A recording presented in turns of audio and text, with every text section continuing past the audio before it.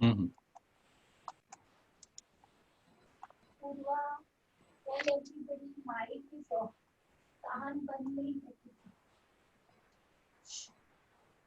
Mhm. Something Vishaka ma'am is saying. 27.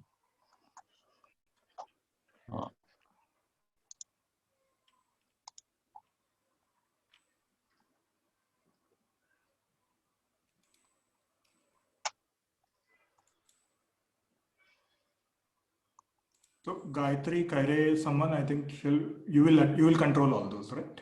Yeah. So Mhm.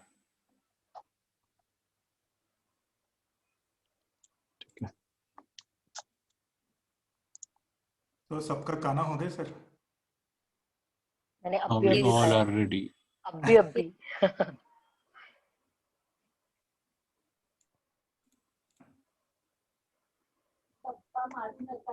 Mhm. Yeah. Ram Satish sir, आप थोड़ा जो screen share है वो ऑफ कर दीजिए. I'll have to put up the मैंने कर लिया poster. Sir. Screen sharing is there. No, you have to stop for a few minutes. This is Purva, I guess. Acha. whatever. So we are putting. Sir, he has to introduce you, so he needs to put Benny. up your slide which he has made. So he will share first, and after you can share your screen. Okay, so I'll stop then. Yeah. For a while. For a few minutes. When is Benny sir going to check in? When is Benny sir going to check in? Purva will check back. We have.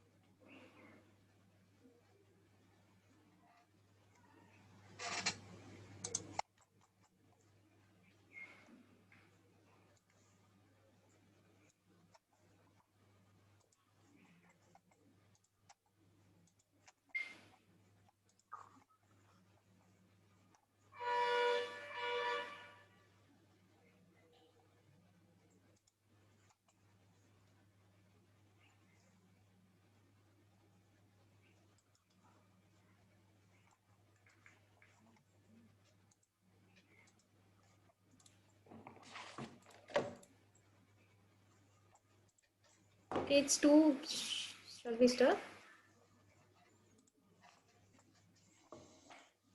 Yes, a very good afternoon to all the dignitaries, speakers, panelists, collaborators, and all participants. I'm Ramesh Bhole, Assistant Professor at Department of Conservation. On behalf of SPA Bhopal, Singhbad College of Architecture, ICOMOS India, National Scientific Committee on Training, welcome you all to the day 2 of the e-seminar on effectiveness of traditional knowledge system in disaster management. So before we start, there are a few instructions to all the participants. Please ensure that your login device is same as it is during the registration process. Ensure to keep your mic on mute throughout the sessions. Ensure to keep your video switched off throughout the session. Type your questions in the relevant sessions in the chat windows. Kindly refrain from typing any greeting messages or wish in chat windows. This will help the moderators to collect questions. Timely response to circulated feedback forms to registered participants is welcome. E-certificates will be issued to registered participants who attend all the sessions and fill the feedback form. Your cooperation in all aspects is highly appreciated. Now we move on to today's session. We have 4 presenters today. First is Dr. Ram Satish from IIT Roorkee. His passion and approach for research, I'm sure, will enlighten all of us. Then we have Dr. Benny Kuriakose. He's a legendary name in conservation and he will share his rich experiences with us. Afterwards, we have Dr. Kim Dovon from Japan. And in the last session, we have Vanika Arora to hear all the fresh approaches with traditional knowledge system. So first, I give a brief introduction of Professor Ram Satish.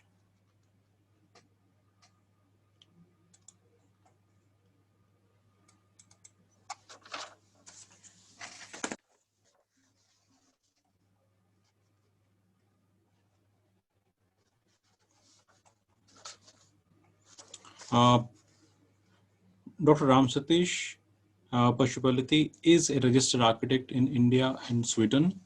He has attained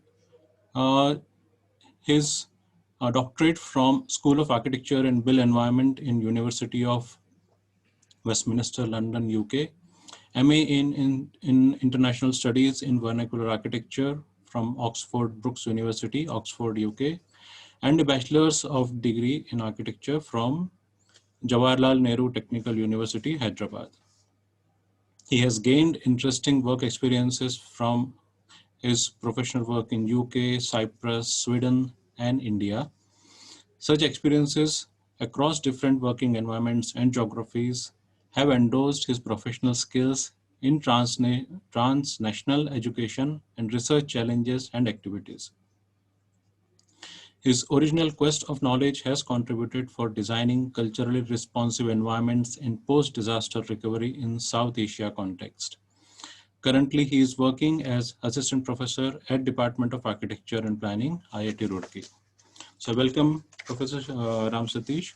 I'll stop sharing my screen now and request to start your presentation. Yeah. Thank you, Professor Ramesh Bole, sir. So,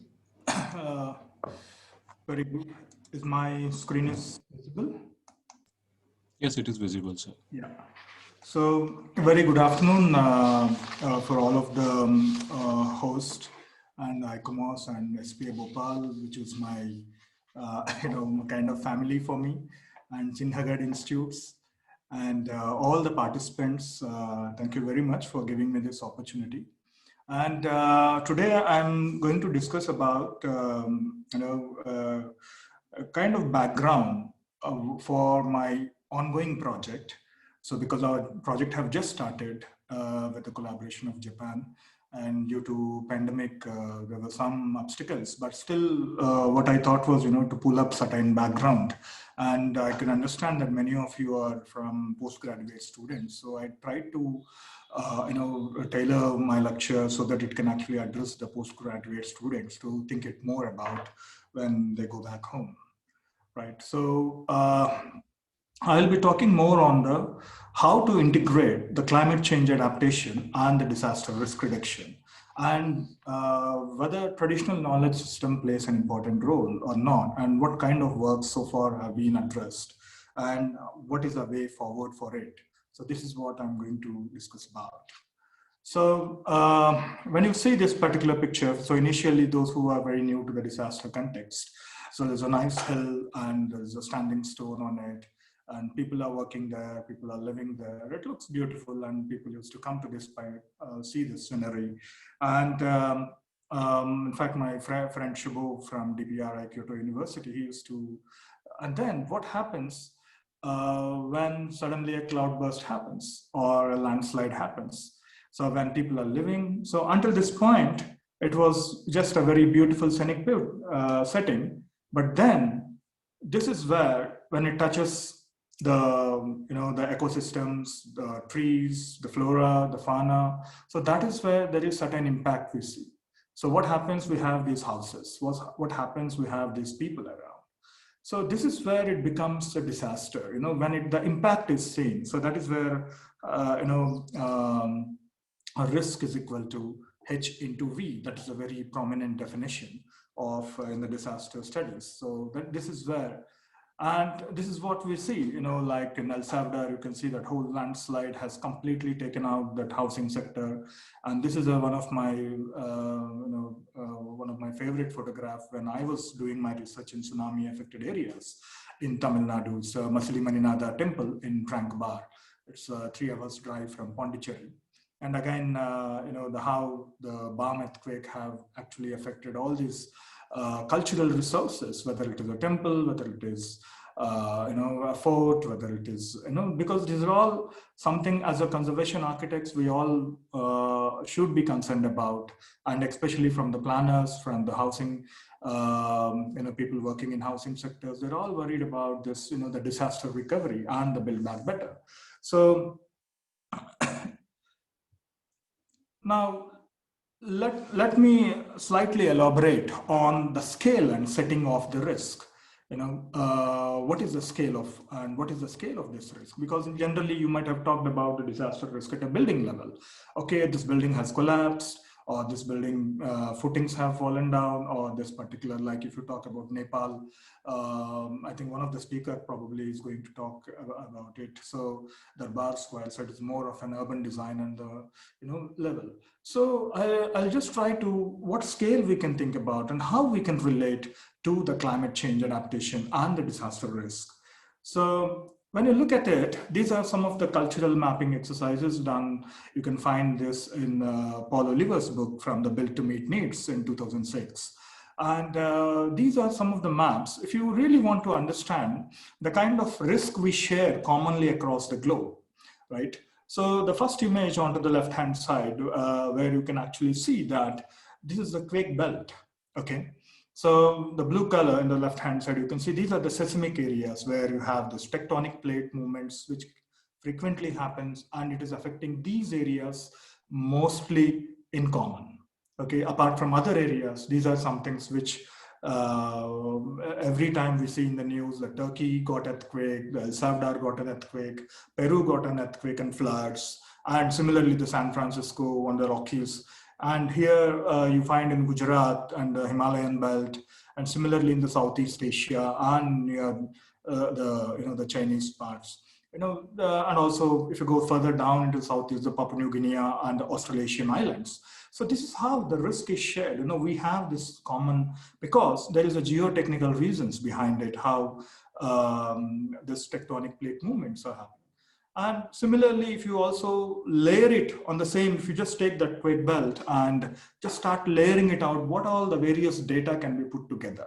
Now, if you just start mapping where all these earth buildings do exist, so this is where you can see the Middle Eastern and the Northern Africa and the South America, the Incas and the Mexico part. You'll see the rammed earth constructions, the adobe and the rammed earth constructions, which is on the left-hand side.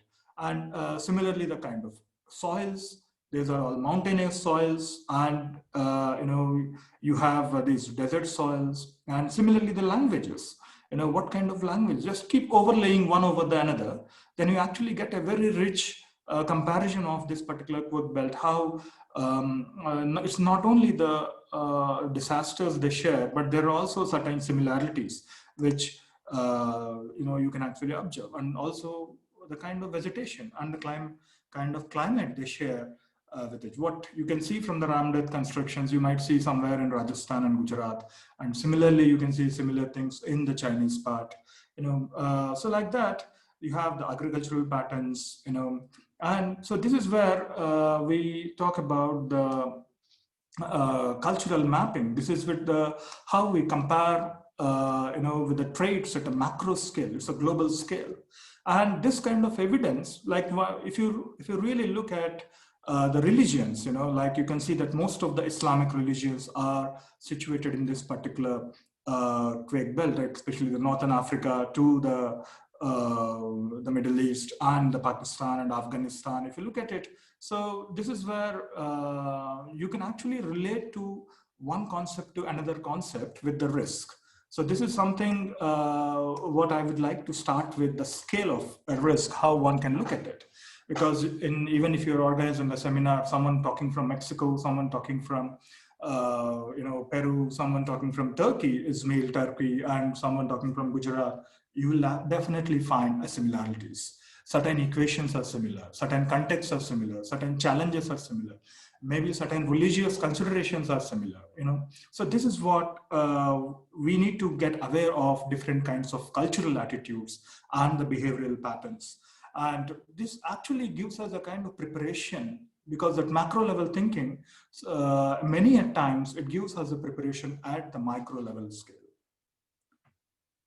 But if you look at, coincidentally, if you see all this quake belt, you will actually see that these are all the mountainous ranges. Okay. And these are all young mountains. They are not old mountains. Like if you talk about the Western Ghats or the Eastern Ghats, they're all old mountains. They're not growing, they're finished. They're done. But now these are growing every day. But this whole belt, so this is where the geotechnical approach has to be thought from the earth science perspective, and how the geography is sharing, is a component that one has to understand. So if you start from Himalayas to the Alps and the Atlas and the Rockies to the Andes, so this whole stretch is a mountainous belt. Okay. And then let's start looking at what kind of hazards, like we have the geophysical hazards and we have the climate-induced hazards. So this is a kind of, the statistics one can find, like, there's the floods, there is a degradation of forest and the ecosystems, there is the soil erosions, okay, and there are also the changes in the stream flow patterns. The main aspect is the melting glaciers and also the harsh weather conditions. There's a global warming. So these are all sudden the avalanches which you hear about. And today, I think you might have read in the Times of India newspaper that it has snowed heavily in uphills.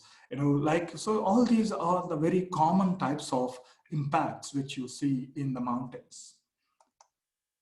And let's just give you a small overview. Today I'm not going to give you a very engineering perspective of it, but I just want to touch upon certain statistics, how if you look at the Hindu Kush Himalayan ranges, you see the kind of disasters are completely evident that they're on rise. And you can see that this is a kind of settlement at the foothills somewhere in Peru. And what you can actually see is the impact is seen in a settlement, but the cause is somewhere far away from the mountains, glacial lakes, the glacial lake outburst. So, this is how, there are epidemics, there are storms, there are floods and droughts, there are wildfires and insect infestations and avalanches, So there are a lot of, a variety of disasters which are hitting these mountainous areas. And the impact is seen somewhere else. The cause is somewhere else, and sometimes it is national boundaries. So like, for example, in Peru, what you can see here is these are the lake, the Balacocha, when it starts bursting out, that is where it affects this Huraj settlement, So what you can actually understand is, it is not just about a building, it is not just about a kind of settlement, it is a system, Risk is associated with the system of, it's not just the settlement, it is the system of things. So like you can see the glacial lakes, how it was in 1947 and 2009, and it has grew from 0.5 to 17 million cubic meters. Okay, so this is about the equivalent size of 4,500 Olympic pools. And this is how there is a great failure in terms of the dams, which are the natural dams, which are protecting these glacier lakes, and they're actually causing an impact with the surrounding settlements, or even much far away also. Okay, so this is what I just want to tell you, that there is, and what causes this particular these lakes or this is where we have to think about the climate change. Similarly, I think, similarly, you can see that from the Kedarnath study also, that these are the glacier lakes, the Chorabari Lake, and how they were affected. They have affected this Kedarnath settlement. Of course, many of you do remember that movie, Kedarnath, and also I am sure SP Bhopal have done a wonderful study on this. So so now we have to understand the cause and the impact relationships. And it's about, it's not just a settlement or a building, it is about a system of things that are interrelated to each other, whether directly or indirectly. So now, just to give you an overview of, there are many assessments which has been done in these mountainous settlements. I'll just show you a few, 2 or 3 reports, and a couple of these have been demonstrated from a global perspective. So in fact, if you look at almost 22% of the world's land surface area, and there are about 13% of them living in these mountainous areas. And it is a home for many important flora, fauna, and many species that our human habitats are relying upon. And mainly, one of the important things which we rely upon is the water. Okay, so a few glimpses from the report, like these are how the river basins, which are actually from the glacier-fed river basins, like you have the Indus basin and the Ganges, and all these are there. And this is how, in the northern part of India, you can see that this is how many of these cities and settlements are relied upon. And it's also home for the global biodiversity spots. Like many of, apart from these river basins, that is how it is housing for many biodiversity spots. And especially, these mountains provide almost from 30 to 60% of the fresh water and downstream, and that actually have influence on this kind of downhills, foothills, and it's much beyond till UP or Madhya Pradesh. It is taking till Rajasthan. So this is how we have to understand that these mountains are the systems. But then, what are the drivers of change in the systems? The mountain systems. There are environmental drivers. That these are connected with the kind of social ecological systems. Okay, there are also which is actually determining with the land use choices, and how with this the human intervention have started expanding, and how they started using these particular resources, and in a way we are also exploiting these resources, and whether it is a pollution, whether it is a damage to the forest, whether it is a damage to the water systems, and also how there are the many species has been affected, and there are also the economic drivers promoting the tourism, and there are also the social drivers, because the mountains provide a rich natural resources. So this is where our government policies, like today when we talk about the policies, I think many of you might have read the Char Dham route, which is the Supreme Court is giving a guidance on up to 5.5 meter width of the road width. So these are all certain policy level decision making. So in order to both protect and as well as to promote the economic aspects.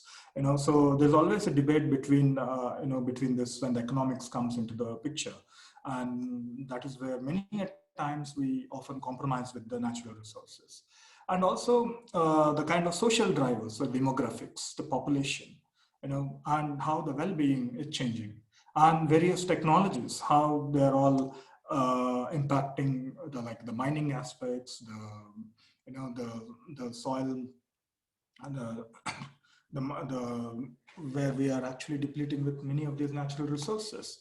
Okay, so just to give you an idea of this is how the kind of land cover type, and how you can see in the Northeast how the vegetation is also not the same. What you find in Ladakh is very different from what you find in Bangladesh or in Myanmar, in Bhutan.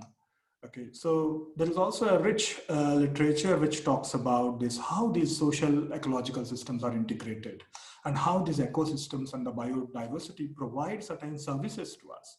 And that is where we rely on these services, whether it is a food security, whether it is a water, whether it's a health, whether it is recreational. And the main important part is how this produces values, social, ecological, cultural, economic, and trade-off options.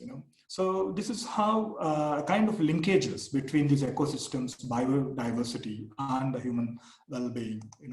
So now, if you look at the present populations, this is how in the Hindu Kush mountain ranges, this is how the density has been addressed. And there are many reports, even in the same report, they have really addressed that how the changes are drastically happening in these particular mountain regions. And different assessments, different models have come into the picture, and how these drivers, whether it is environmental drivers, whether it is the socio-cultural drivers, whether it is economic drivers, like how these are actually framing the three pillars of sustainability. And different models have started assessing in a numerical aspect, like how they're giving the value associated to these particular aspects. And there are a few more reports. I think one place we should stop is the IQMOD report, reports where they have done, this is a different report on the northeastern Himalayas, in the eastern Himalayas, where you can see that then how the climate change is linked. There is an ecosystem services, and how, like the same thing which I just discussed before, and how it has an impact on all these actions have impact on the temperature, atmospheric compositions, and the temperature, and how again it is affecting the intern. It's a kind of cyclic process. So for example, you can see from the heritage point of it, these are the protected areas coverage and the vulnerability in the eastern Himalayas. And whether it is from the IUCN category, you can see that there's national parks, natural monuments, and the habitat species management, the natural reserves, protected landscapes. And similarly, the same thing, you can see that they have created a kind of vulnerability index, and how these are affected, how these are actually gradually changing, and how these are impacted. So similarly, there are a lot of documentation work on how the climates, how diverse climatic compositions exist in this particular mountain regions. And now coming to the traditional knowledge systems, because when I said the water is one of the important aspect which we need to think about, because this produces about 30 to 60% of the water resources. And if you start from Ladakh to Northeast, there's been very good compilation of the water harvesting systems. Like when you say about in Ladakh, it's a cold desert region, and these are called jinks. They're all basically a kind of small tanks that collect these melting glacier water. And a network of these guiding channels, brings from the glacier to the tank. So kind of small channels. And so what they do is they collect these trickles in the morning and the melting waters of the glacier. So they turn into the flowing stream by afternoon. So basically during the winter, they try to collect the stream, these water, and then that could be used for the fields in the following days or maybe later season. So these are all some of the systems. Similarly in Kul, in Himachal Pradesh, what they call it as, these are all like diversion channels that they are used to carry water from the glacier to the village. And often they span distances more than 10 kilometers. And they have been used for centuries and centuries. Today, when you go around, you only see it as a canal, but you have to understand that these are being done maybe 3rd century, 7th century onwards, how people have adapted to this. These are similar things. You can also find it in Jammu. And you'll find very much common in the Spiti Valley.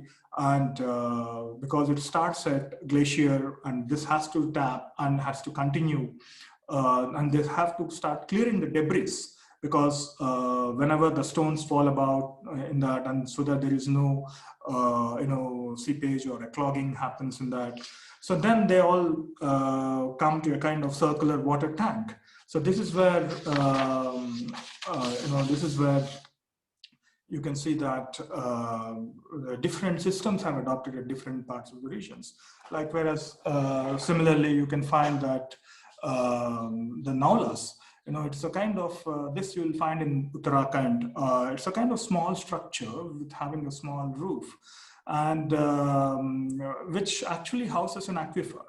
And these small huts, the kind of small structures, they actually, they resembles a kind of small temple and not like a house.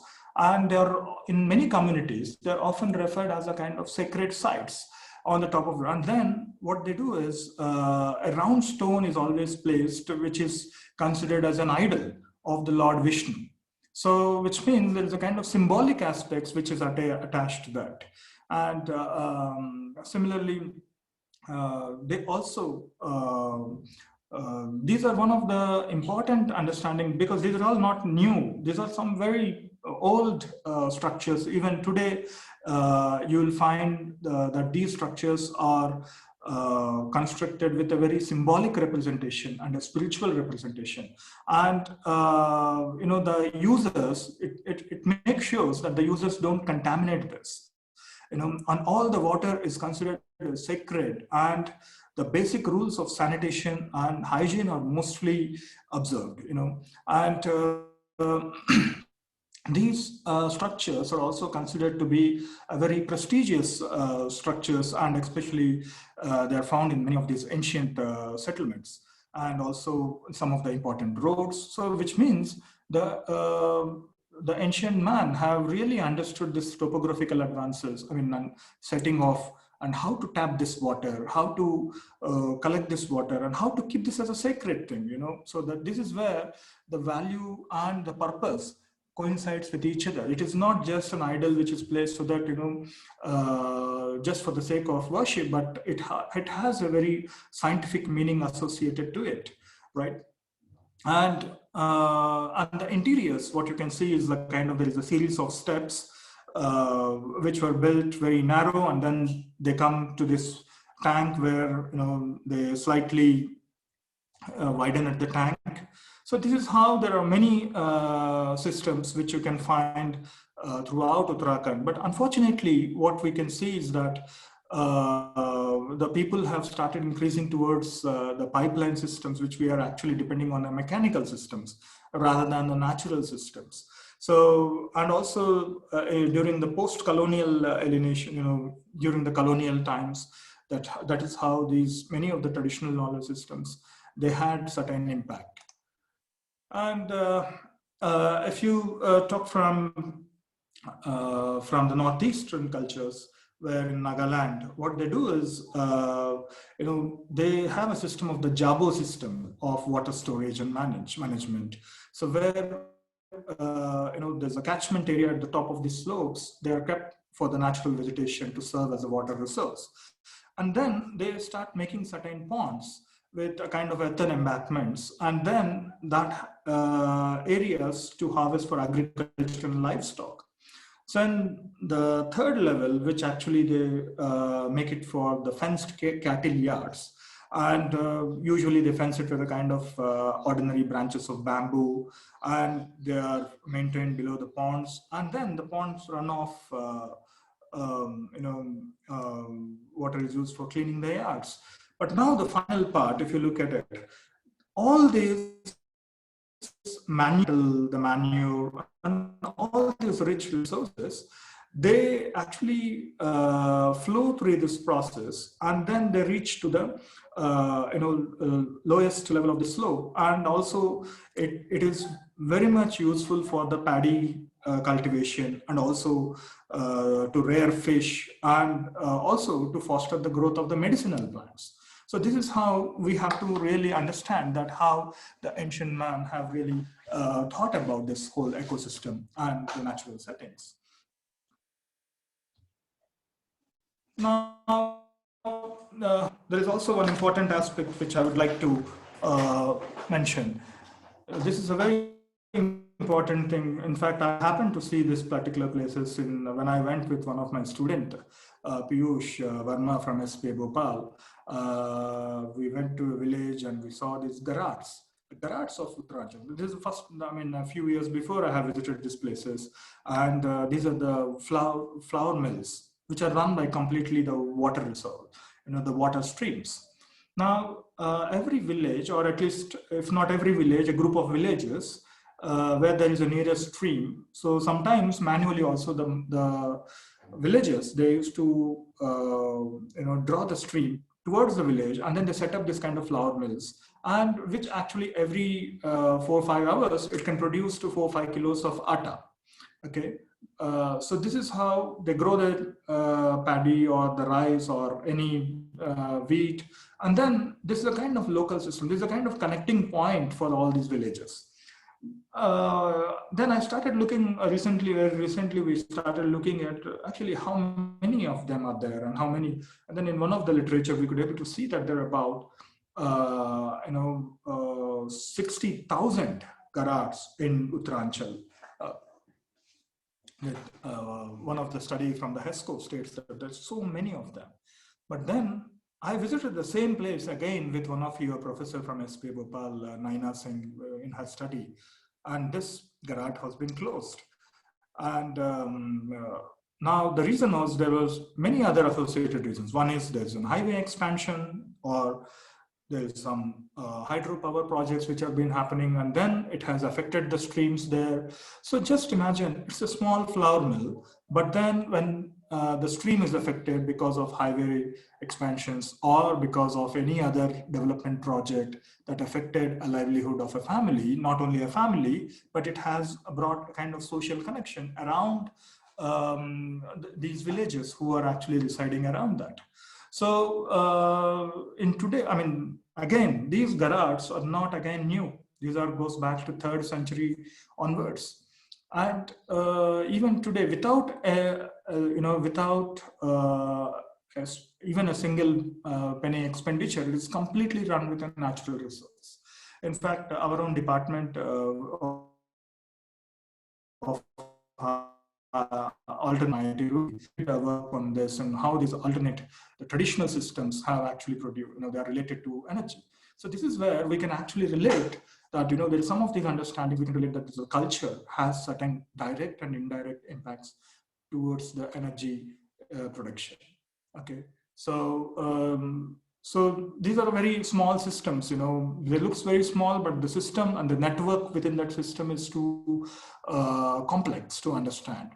And it goes back not just with a building level or an architectural level or a settlement level or a planning level, it goes much more beyond the regional or even beyond that. Okay. Similarly, you can see that the few heritage sites in the Muyure in the South American where you can see these places, the Inca tribes, these are done during the Inca tribes. And you can see that there are about, these are referred as a kind of amphitheaters of those times, but there were also some scientific understanding. So what they actually meant was, these are all those days during the Incas, they used to conduct the agricultural research where experiments were conducted at different heights, how the separation and platforms have been, each height, how it actually changes the microclimates, so this is where they produce the 20 different types of microclimates within that. So similarly, this is the kind of background I just thought of giving you, that there is knowledge systems and how we perceive this risk, how these systems are there, but then these are also producing, there are certain potential of risk because of certain disasters, whether through the glacial lakes, outburst, or to the cloud burst, or any other seasonal changes, or the temperature changes. Something happens somewhere, but it affects here. Okay, so but how people are perceiving it, there's a cultural theory of risk. How, like you see a snake, one will say nagmata, and then one will shoot it, one want to kill it, one gets afraid and go, one want to eat it. So the different ways how you see the snake. And similarly, I can see that, the perceiver, like how the dad sees it, how the kid sees it, and how the mom sees it. So in the same way, how a community sees the risk. This is very important. There are people who are, if you go to New Zealand and there are many mountain communities where people still live in the volcanic areas, but how they are able to see the risk, how they are able to understand the risk, how they are able to capable of living with the risk.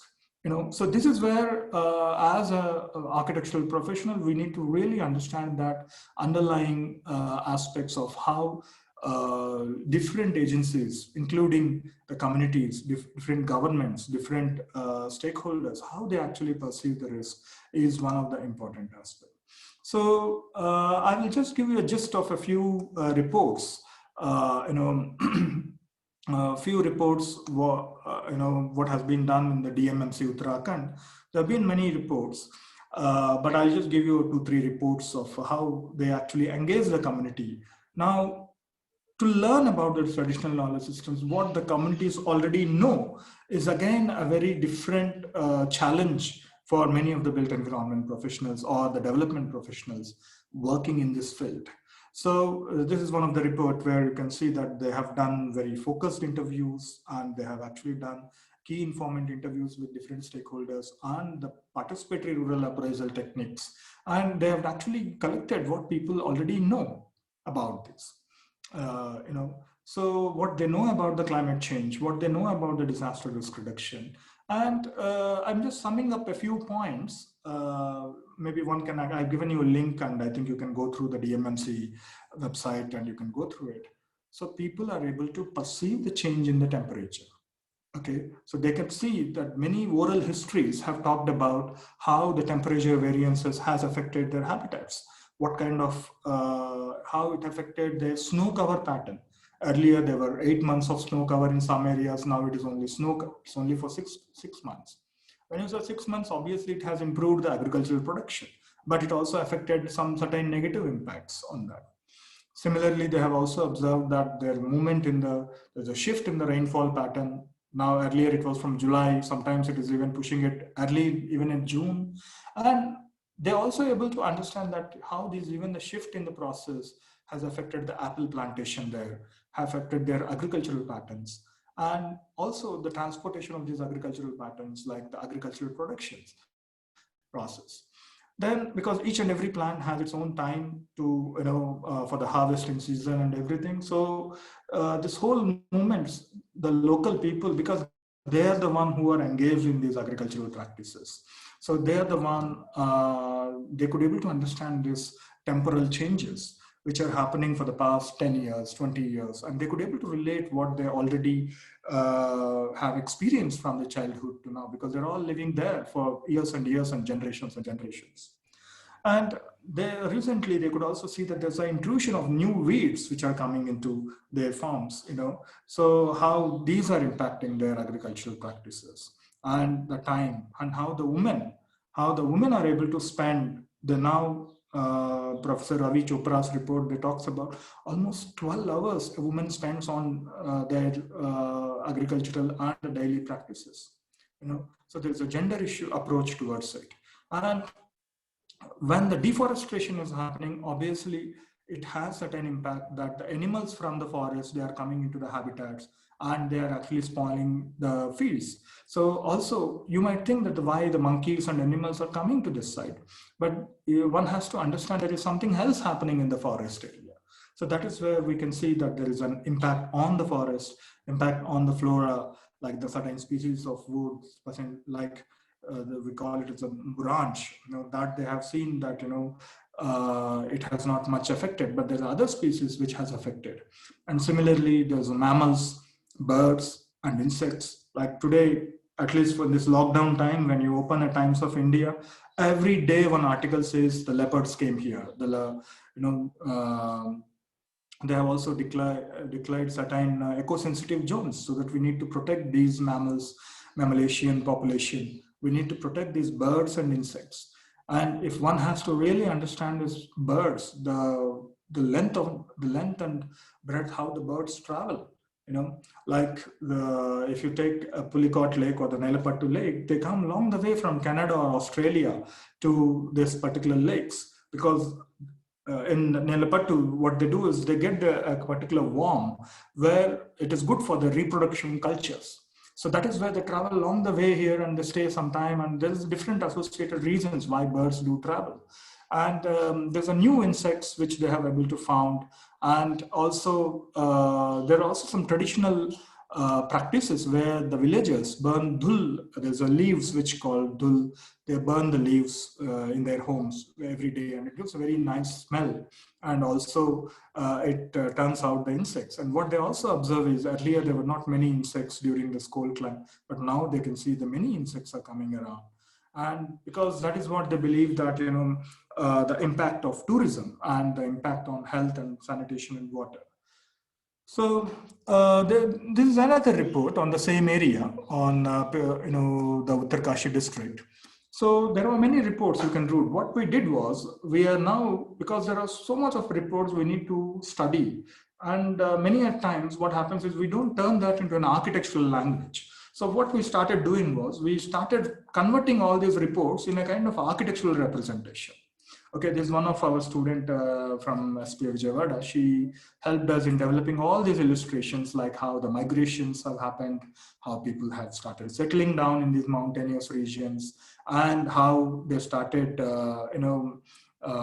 identifying the fodder and the agricultural practices in and around places, and then how the nature of the spiritual connections of the hazard resilient buildings and the traditional agricultural practices like mixed crop techniques, and as I just discussed about, how there's a storage houses which they also construct, and what kind of knowledge they have actually understood. They know what are the shortcuts, what are the cultural routes, what are the shortcuts to one village to another village. So all this knowledge, they know what kind of mountain peaks around them, and which is fully covered with snow, what time it is covered, what time this mountain will be melted, and how much kind of rainfall will they get, how much kind of snow patterns.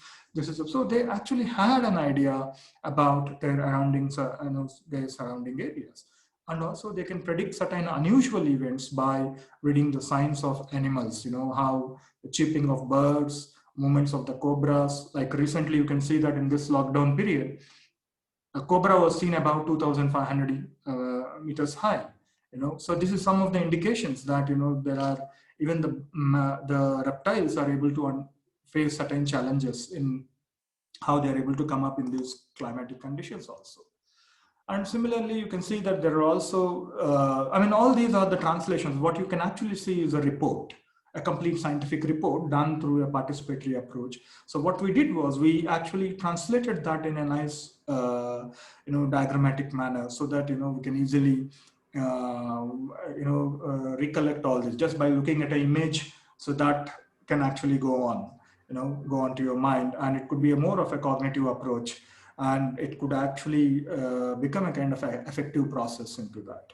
Okay, so how the new buildings of the tourism, how it is affecting the deforestation, and many of the buildings which were damaged in the hazards, they are not actually on the on the hills, but they're actually located on the highways, which are the hotels which were actually damaged. So you can see that how the traditional constructions are changing into the modern constructions. And you can see that the poverty is increasing. There are lack of employment opportunities, lack of education, lack of students have to travel 4 to 5 kilometers to a small school, sometimes even more than that.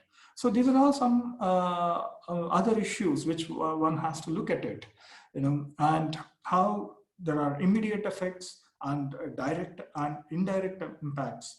As I said, there is a lack of education, how it is affecting the education, and how people are migrating for 6 months down line, and then how when they are migrating, obviously now earlier there was not much of education for the children, it's just agricultural practice, but now they are joined in the school.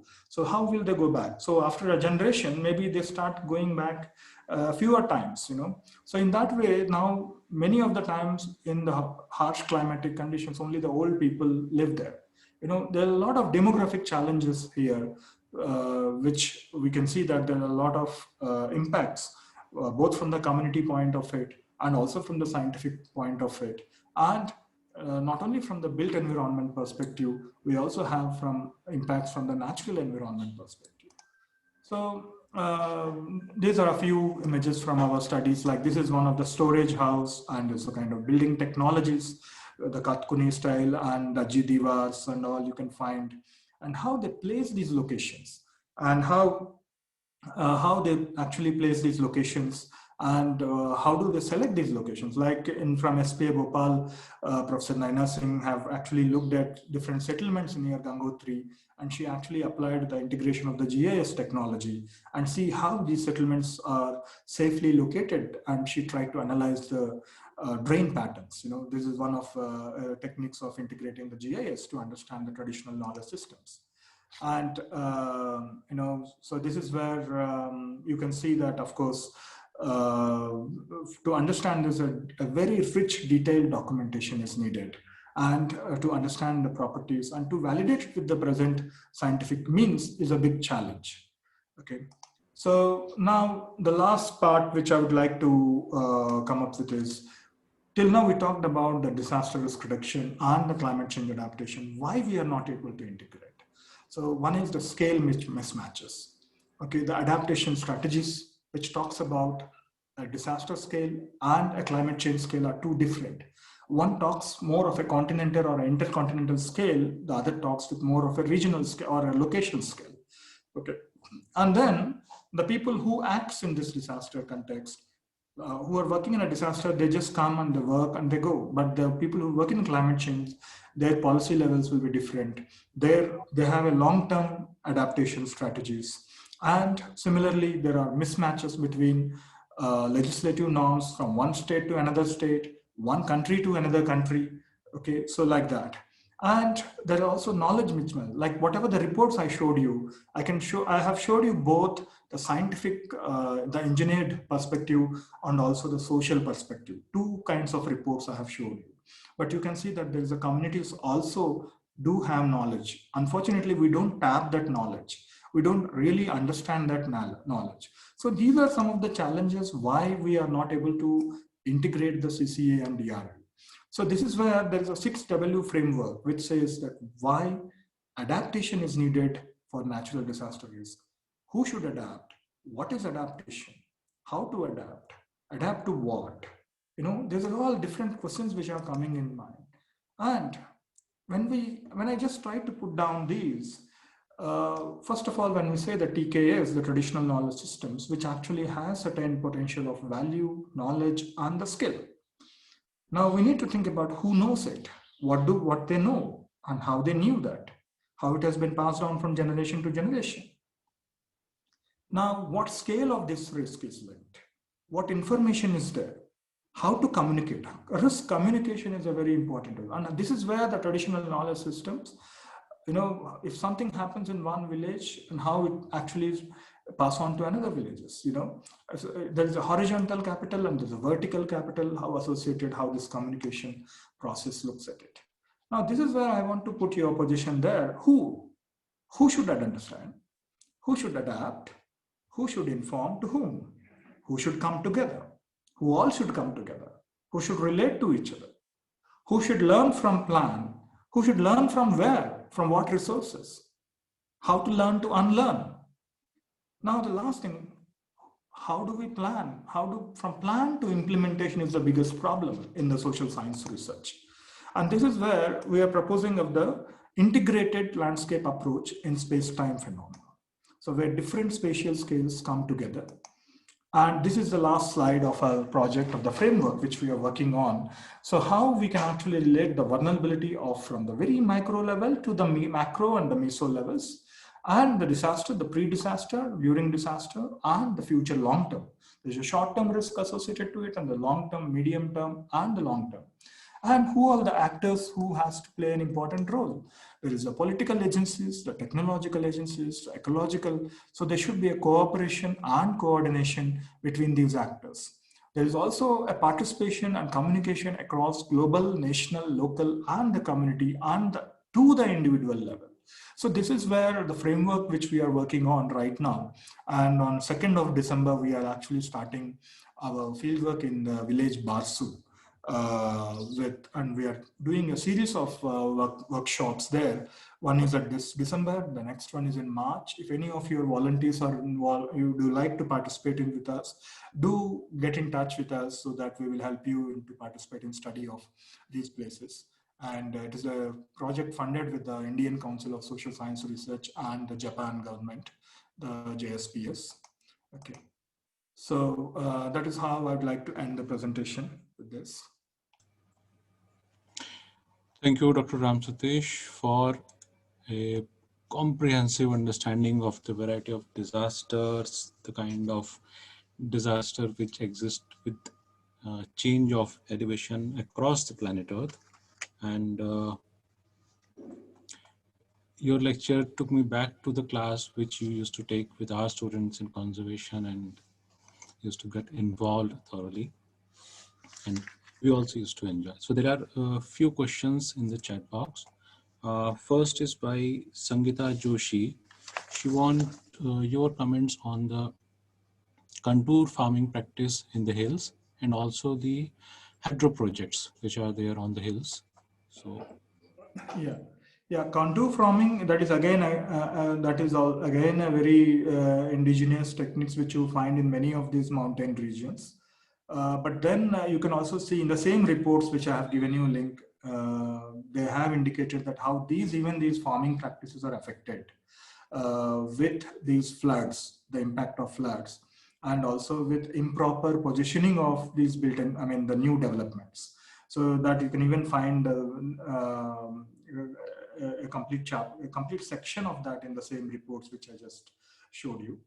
And there are also numerous hydro projects. Yes, you are true. Yeah, this is where the tradition and modern and the science they are struggling to in a kind of contexted place, when myself and Naina, when we were looking at these studies and we were doing in this study in Yamunotri, many of the villages did mention, sir, because of this projects, now we had certain impact here, and they did mention, but we couldn't clearly get the direct impact, at least from my knowledge point of it. But the community is perceived and as some kind of threat for them to their streams and other things like that. But we couldn't get a very direct evidence on that. And yeah, what could be the probable impact of development of roads in China? Yes, there definitely any road development will have an impact. Like today, what you are talking about, the Chardham route, which is still in a contested with the Supreme Court order that the panel is made, and I think Professor Ravi Chopra is heading that panel, and you can see that they have restricted to 5.5 meters. But then, is it going to be a very standard across it, or it has to be very specific? These are all certain debates and questions still unanswered. And what is this? I couldn't understand. Sir, in the face of streamlining mitigation measure, okay. How to find out from whom local knowledge can be tapped? Is it from elderly people? See, I cannot say only completely from elderly people. When me and Naina were looking at it, even the small kids made us trek to Ajuntal near Mukba village. And they even started explaining about plants. Some things, my kid who is going to DPS may not be aware of all this, but a small kid who is living in that village and doing the farming practice or with their father, they know much better than, because they interact with the nature. So there is no age limit of how you can tap, but oral, definitely an experience is always counted. Okay. And the next question is, sir, in the face of streamlining mitigation measures in our administration apparatus, would it be possible to integrate these concepts in our regular spheres of development, like integration of development? There is one document you might refer, PAYAL, P-A-Y-A-L, where CBRI has done for 13 states. they have actually documented certain building typologies and things like that, but not the tangible and intangible. Then there's only a certain component of the tangible, but what about intangible? This is more intangible traditions is something where is the document you are going to find? Okay, that, like for example, there is in Philippines, you might have heard a hymning called Hudhud. So where there is no written tradition for it. There is an oral tradition. So the old member of the community starts singing a song and it spreads on throughout the mountainous communities. Until now, there is no written text for it. It talks about the harvesting seasons. It talks about different association, how communities look forward. But then these are not documented. When you talk about this TKS, it is not just only a tangible forms, but intangible forms is something really ignored, overlooked, or not known. So this is something as a conservation architects, you should really focus on something on this. Yeah, can you please share your views on Uttarakhand floods and how Kedareshwar survived the floods? In fact, I don't know if you're from SP Bhopal or Singhbad. SP Bhopal have done a good report on that. A studio, I think probably a studio or something they have done. Obviously, it is a glacier outburst. I'll also add on one point which SP Bhopal may not be aware of this. The reconstruction part of that damage part has actually been the technical part looked from IIT Roorkee, from the hydraulics department.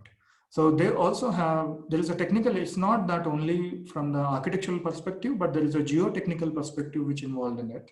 So we have one earth science department and we have one hydraulics people, Professor Julfikar Ahmad. He's the one, they were involved in this Kedarnath reconstruction. Maybe they would be better person to tell more rather than, because without having a direct knowledge, I shouldn't speak much about it. This is a very challenging thing. How to integrate, what is an integrated landscape approach and how to apply. This is what exactly I am trying to apply. Okay, the whole idea of my project is that. The whole idea of my project is integrated landscape. Okay, so how different scales of data should come together. The macro level scale to the micro level scale should come together. This is what we are doing right now. So maybe after 1.5 years, I would be able to answer you this question once we're done with the project. Okay, thank you, Professor Ram Satish, and thank you for giving answers to all the questions. The journey for finding the science behind tradition is an ongoing journey, and it is a very long journey. And I think that is a thing which we all are sort of looking forward to. So thank you, Dr. Ram Satish, on that. Yeah. Thank you, sir. Thank you for giving me this opportunity. Thank you. Now we'll move to our next speaker. So shall I log out? No, you can still log in. And since you have already stopped sharing the screen. Say hello to Benny, sir. Hi, Ram. Sir, how are you? Talk. Yeah. I've Thank sent two messages to you. Oh, okay. I have not checked it. Look at it later. Nothing urgent. Yeah, sure, sir. Sure. Thank you, sir. Thank you. Thank you, I'll sir. mute myself. I'll mute myself. So the next speaker in the session is Dr. Benny Kuriakose. Dr. Benny has started his career in 1984 and received the basic lessons in architecture under the tutelage of Laurie Baker. After receiving the Charles Wallace India Trust Award for MA in Conservation Studies at the University of York, he has received his doctorate from Indian Institute of Technology, Madras. Ben is known more for his work for the design of public buildings and the transplantation of buildings in the Kerala section of the craft village known as Dakshina Chitra in Chennai.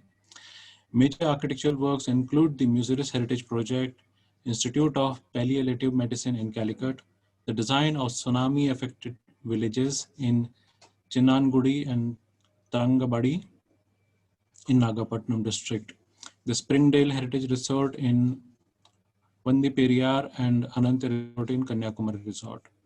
Benny has authored the book Conserving Timber Structures in India and one of the editors of the book, Guidelines for the Preparation of Heritage Management Plan.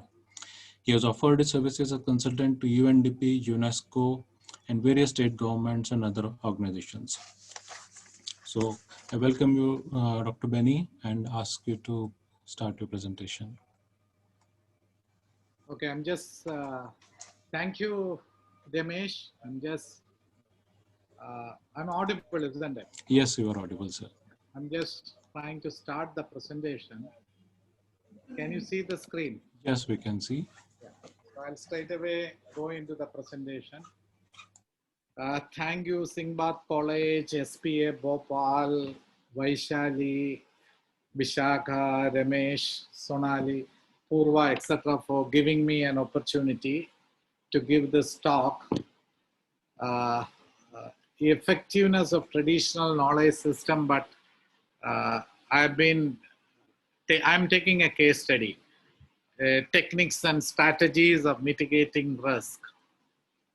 And in any disaster resistant project, there could be many objectives, but one of the major things for this particular case study I'm dealing with, I'm going to talk about two projects which I did as part of the tsunami rehabilitation projects.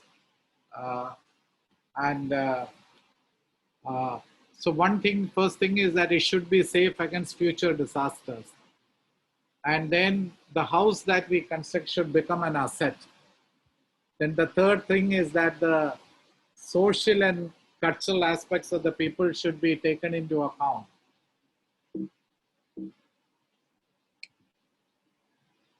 So when I was asked to do these projects, I made a visit across the east coast of Tamil Nadu where the tsunami was badly hit, where more than 20,000 people lost their lives. And by the time I visited, the immediate relief measures were over, and we had just tried to, people were thinking about the rehabilitation. Ramesh, am I audible? Yes, sir, you are perfectly audible. Perfectly audible. Okay, because heavy rains here, so I hope you might be listening to the sound of the rains as well. Okay, so this is the visit I made to Nagapattinam. There are two settlements close to the Nagapattinam harbor, and what you see on the left is the beach, and you can see that all these area which is like vacant in the foreground were full of houses. It's right in the Nagapattinam is the district headquarters, but these thatched houses have survived, although they were very close to the beach, which made me ponder why the concrete houses which were in the other parts got destroyed. And if we look at this, the same thing, you find that the central area of this settlement was completely destroyed. I've taken this photograph from the beach. So what you see is the boats used by the fishermen. So, I mean, all the full of houses, but they got destroyed. And you find that the houses which had a slight elevation got survived in the process. So if you look at this images, I mean, this house which is not very far from the earlier site, I mean, this thatched house survived. And you look at the right-hand side, again, these thatched houses which were slightly elevated survived the tsunami damage. Now, if you look at the traditional settlements were on sand dunes, I mean, they were on slightly elevated land. And when the settlement expanded, they went and built houses in the low-lying areas. So the traditional houses, many of the traditional houses survived the damage, and that is what you can see. Now, if I show the aerial view of this thing, let me just try to take the, see if you look at the left-hand side image, that is the aerial view of Tranquebar or Tarangambadi, and you can see the fort at the southern end, and on the right-hand side, it's a close-up of that view. And if you look at this, we can see the right-hand side just before the tsunami, and all these houses which is right on the beach, northernmost part of the Taragambadi village. And if you look at this aerial view, we can find that all those houses have been destroyed as part of the tsunami. I'll just revert back to the previous thing. These traditional houses, this was the Google image or the satellite image before the tsunami, and this is after the tsunami. See, for example, in this you can see a hatchery, a public factory where the shrimp cultivation used to happen, and even that has been destroyed in both these images. So there was a substantial damage in the East Coast, and this is the Tranquebar. I was given charge of two. Tranquebar is like a town, small town. It's a Danish historic place, and this is the beach photograph. I mean, the entire area used to have full of buildings, and only very few buildings survived in the tsunami. So if you look at this, what prompted me, the government policy or the government order was out, which said that the fishermen should move 500 meters away from the sea for safety. And it is very, very clear that it is not the distance from the sea which is an important factor. It is the elevation from the high tide line which is more important. Those buildings which are an elevated place survived, which means the traditional settlements, the core of the traditional settlements survived. So somehow the fishermen knew. So when they initially settled, they settled in these historic places. Now, when we started looking at the started doing the design, this is the first meeting which we had with the panchayat people. In Chinnangudi, this is another village which we did. Chinnangudi, the person who sits in the front, in the middle is the president of the Chinnangudi Panchayat, the fisherman settlement. It's not an elected body. It is an elected body by the fishermen, and only the male members can vote. So the Meenavar Panchayat, what they say.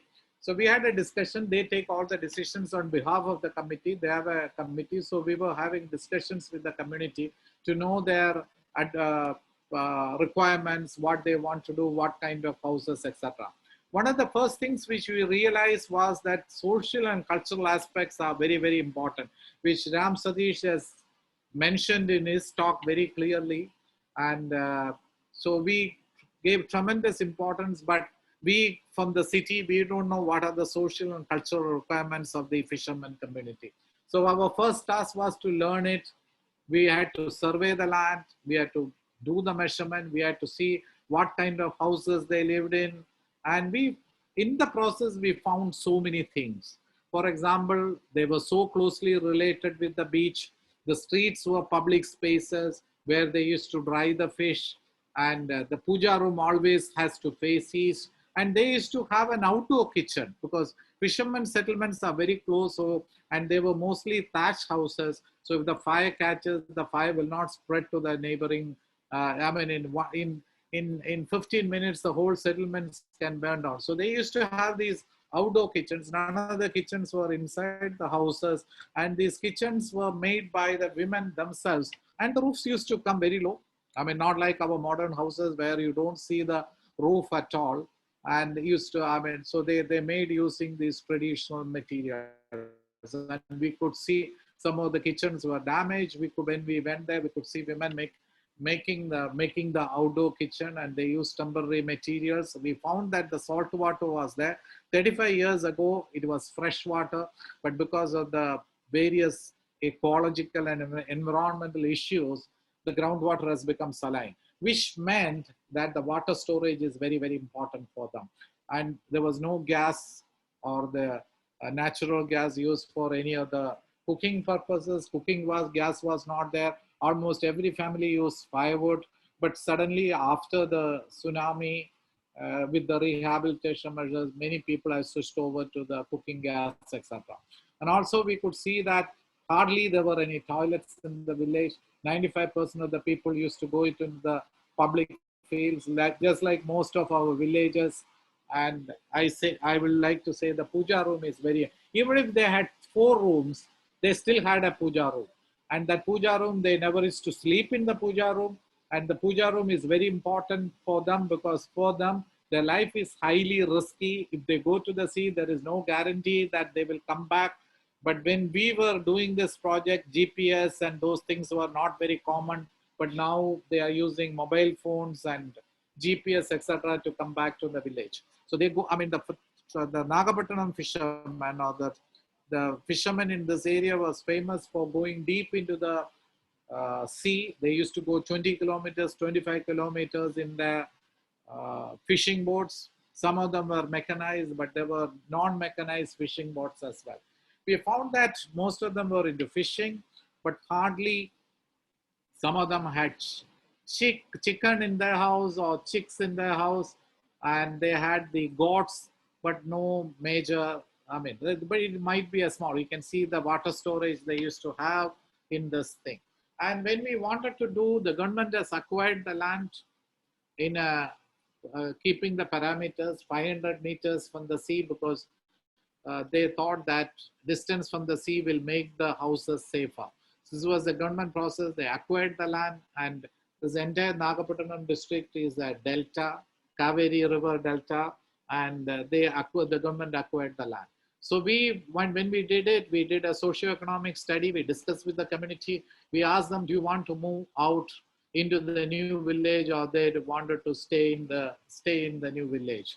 And we did an entire documentation. This is Trancobar. How many houses are pakka? How many houses are semi-pakka? You can see there are many kacha houses, and there were few vacant houses as well. We collected all the details, household details, the ration card number, the house number, which the local body has given. So because we wanted to identify, we wanted to collect details about every family. And what we found was, what the government was giving in the new settlement was 3 cents, which is 120 square meters, and a house of 325 square feet. We have no choice except to stick with this, because the government policy, and there is a government order which said this is the house which should be given.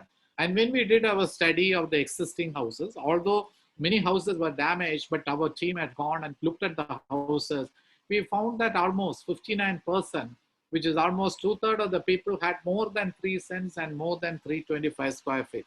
So if they had more than 3 cents and 325 square feet, why should they shift to the new village? Because in the new village, they will get only 3 cents of house, 3 cents of land, and 325 square feet house. I mean, this is what we did. When we looked at the Chinnangudi village, we found that most of the people have more than 325 square feet, which is the size of the house. So why should they? Many of the houses were not damaged in the tsunami. I will show a graph showing that. And we found that most of the people had more than 3 cents. They said, why should they? So when we went deep into it, we found that they want to keep both the houses. They want to keep their old house, and they want to get a new house. It's just like leading to the two-house theory, which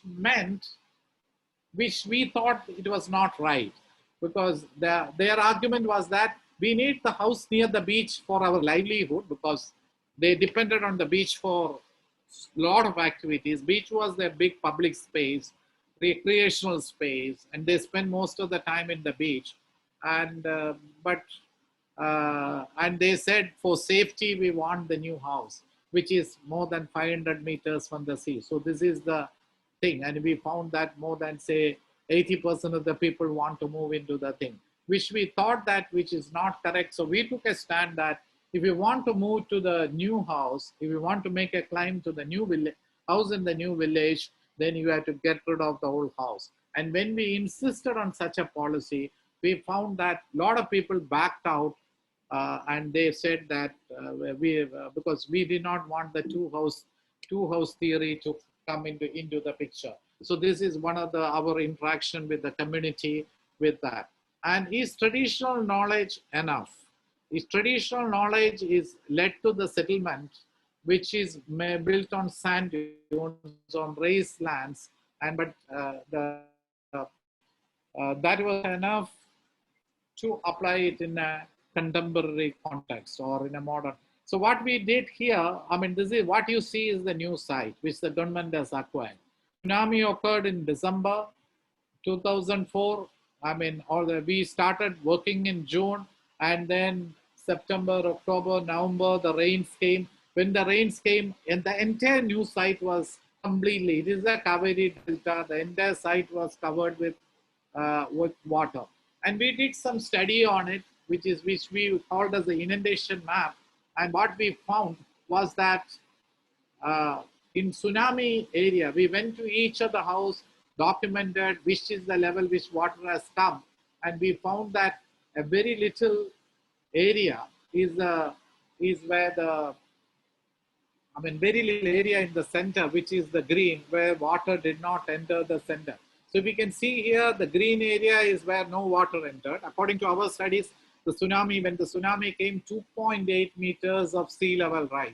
The sea, I mean, that was the height to which water entered. So, which means that even people who doesn't know swim will definitely get drowned.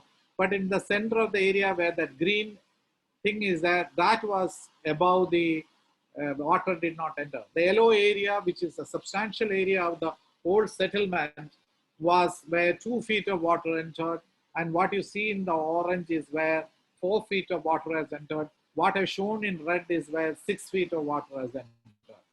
Which, because we had done this contour survey, so we were able to make the maps. And if you have a 2.1 meter rise, then more area is safer. So we just try to work out based on this. And if you look at the damage, which is again, we found that the eastern side where the sea is, most of the houses were damaged. The other houses became in the shadow region of the houses in front. The force of the tsunami water would have come down, but the water would have entered from the side because the traditional settlement is built on top of a sand dune. So the north side was damaged. And to our surprise, we found that some of the houses on the western side was also damaged. You can see the red one is the major damage after tsunami, which has happened. To our surprise, we found that the southern side, the houses were not damaged to the extent they have been damaged on the other three sides. When we tried to look into why the southern side escaped the brunt of it, the damage, we found that they are close to the river, and every year it used to flood. So all the houses were built on a high plinth. The land is not elevated, but the houses were built on a high plinth, and this is their traditional knowledge system. And because of this traditional knowledge, many of the houses on the southern side was not damaged. And this is a study again which we made. Maybe, for example, one of the things, I don't want to go into the details. If you look at the eastern side, is where we found 60% of the dead bodies. To our surprise, on the western side, we found 40% of the dead bodies. I mean, we tried to map where the dead bodies were found. And 40% so far away from the sea, see, many people would have, I mean, when the tsunami waves came, the people say they tried to run away from the sea, they ran faster. So those who were able to run faster, they did not look at the elevation. They got trapped in the tsunami waves, which used to be happen. That is why 40% of the dead bodies were found on the western side or the left-hand side of the map. Which shows if they knew which direction to run, in case a tsunami comes, many people would have saved their lives. Again, the traditional knowledge system or the might not have been able to help them. And this is a photograph of the village. I mean, October, November, the rains have started. Every year, the streets become like, there are no roads, they are canals. 1.5 months or 2 months of the rainy season, the roads become canals. It's the Kaveri Delta. The water has to flow towards the sea. And this is what happens as a part of it. I mean, one of the major roads you can see on the left-hand side, the roads. I mean, they just used to walk over the water. They used to take, because although the tsunami comes once in a while or came after a very, very long time, we don't know when the previous occurrence of tsunami, but the roads were flooded every year, and they said, we have no fear against floods. Every year it comes, but we have a fear towards the tsunami. But when we wanted to construct the houses, we did not want the houses to be, in case a future tsunami comes, in case a future floods come or cyclone comes, I mean, now the cyclones are coming, we just wanted the buildings to be safe. So you can see the construction, the bricks are there. We are going to construct, we have raised the land so that in case of a tsunami of a same intensity comes, the village will be safe. This is what we try to do. This is the main arterial road in Tarangambadi or Trankobar, and we have got the sand use. I mean, we unloaded the sand for doing the construction. You can see the water level. When I went from Chennai, I mean, during the cyclone or the heavy rains, I was in Chennai. But when I reached the location, the water was receding and you can see the watermarks. So this is the kind of situation which is happening. These were the houses where the fishermen were living on a temporary basis. You can see that the water has entered their houses. I mean, there is no tsunami or floods or cyclone, but this is what happens during a normal time. This is the new site. What you see on the left is some temporary buildings which are set apart as part of the relief measures.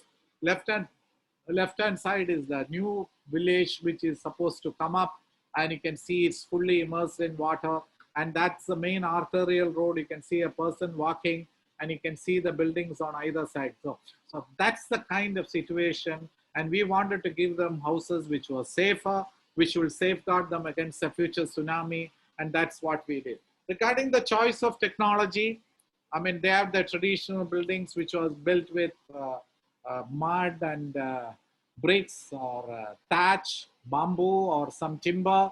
And these are the traditional buildings. And if they have a slightly better buildings, slightly better off people build these kind of houses with the tile roof and timber roof, etc. So we were trying to, I mean, I do a lot of buildings in vernacular style. So we were just trying to talk with them. Why don't you go with the vernacular methods of construction? But then while we having in one of the meetings in which the fisherman was there, one of the fishermen stood up and asked, I mean, what kind of houses are you living in? And we had to say, we are living in concrete houses. Then the next question is that if you are living in concrete houses, if you have built concrete houses, why are you not giving us the concrete houses? So we had to go with the concrete house, but we had to do 2,000 houses in Trankobar, more than 500 houses in Chinnangudi. So it's a major laborious task that we had to do. And we knew that we cannot do the design of the town sitting in our Chennai office or some other place. So we had to do this design. So, and also we took an ambitious step of customizing each of these houses. We did not want to do one plan and multiply it by 2,000 or 1,500. It was not in our agenda, and we took an ambitious step of customizing. We wanted to see each fisherman family as like any other individual kind of thing. So we just announced this ambitious scheme. We said 2,000 houses, 2,000 designs, and we discussed this with the village. And to have this discussion, we had set up this training center or discussion center. What you see on the left-hand side top is the discussion center or the classroom we set up. On the right-hand side top, what you see is the canteen, which we have taken because our team was quite big. We need to eat. We had to set up a kitchen. But all these things, we use mud and bamboo and thatch roof, which was very much a part of the traditional construction in the village. The right-hand side, where we used to have breakfast, lunch, dinner, and coffee and everything, we stayed in the same village. The entire team stayed in the same village. We did not come and go from Chennai. Most of the team members were there, and we used to call it our 24-hour coffee shop. Construction started, but to start the construction, as I said earlier, we had to settle for concrete frame structures.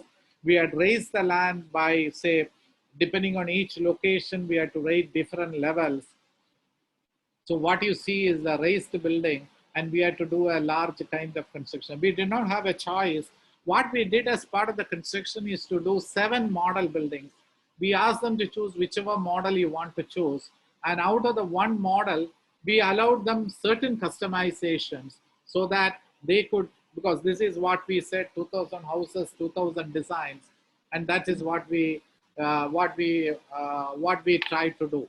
And so each of the house, since it's customization, even the new houses, we had to allocate the plots to each person, because then only, because they can choose any plan out of the 7 model plans, model houses which we had constructed.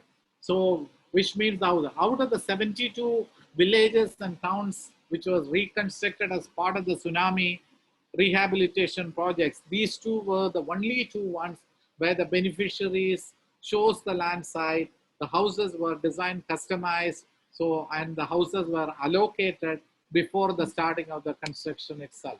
And I mean, we had to do a very laborious task.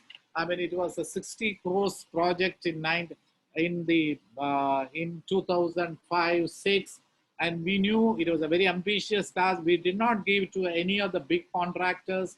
I mean, because it's a huge project in that scale. We just thought that if we bring in big contractors like L&T, Engineers India, they will not have the sensitivity to work towards the requirements of the fishermen. So we said it's not very human to do such a project. So we thought that we should allow the fishermen to customize each of their houses. All this customization, the fishermen will change, each of the house owner will change as construction progresses, which we thought that it is not possible. And as I said, we were very concerned about equity, equality, and all those things. So here we were very particular that the house will be allocated in the husband's and wife's name. So you can see that it's Velu and Muthulakshmi. So we wrote the names on the outside because for us to know which, because we did not want to, I mean, we had a number system because we needed it. That our number is Tarangambadi cluster 16, 5th house. But we tried to identify each of the persons as each of the individuals as that. We decentralized the construction program. We divided into clusters and work. And we had even looked at one of the samples we had done rammed earth in this, and they're quite stable and they withstood the floods and all those things. And we wanted to promote alternate technology. Few people came forward to go with the rammed earth.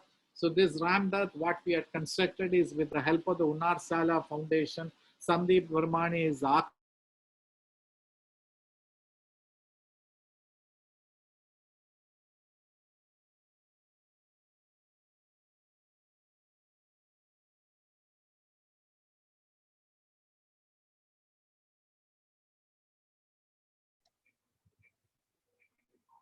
Benny sir?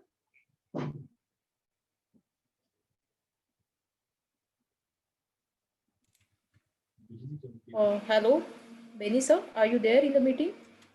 I think he I think has because a of- problem with connection. Maybe he gets back very soon. The storm has sort of Yeah. disrupted the internet. We'll wait for a few minutes.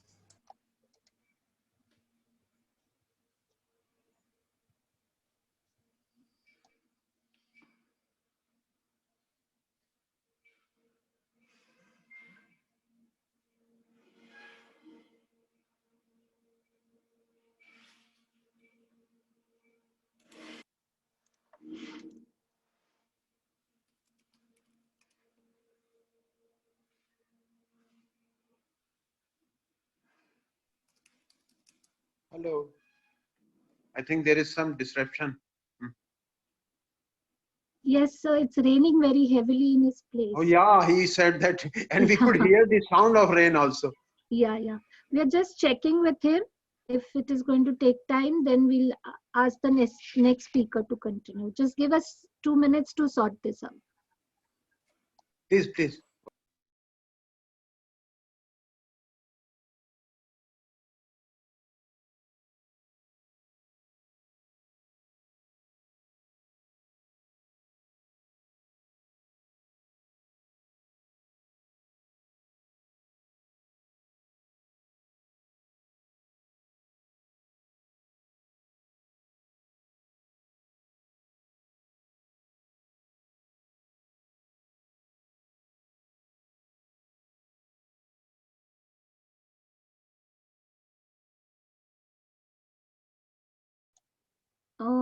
I am very happy the way this e-seminar is going on, and I would really wish Professor Ajay Khare, if you can speak for some time to our participants.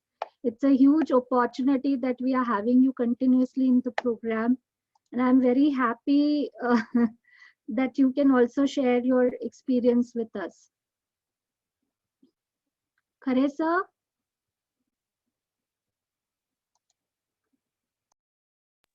Hello. Please, please, Yeah. if you can come online and speak to our participants, it would be a huge opportunity, sir. Oh, I am very much online. I'm trying that if my video works, but So we can hear you, but yeah. right.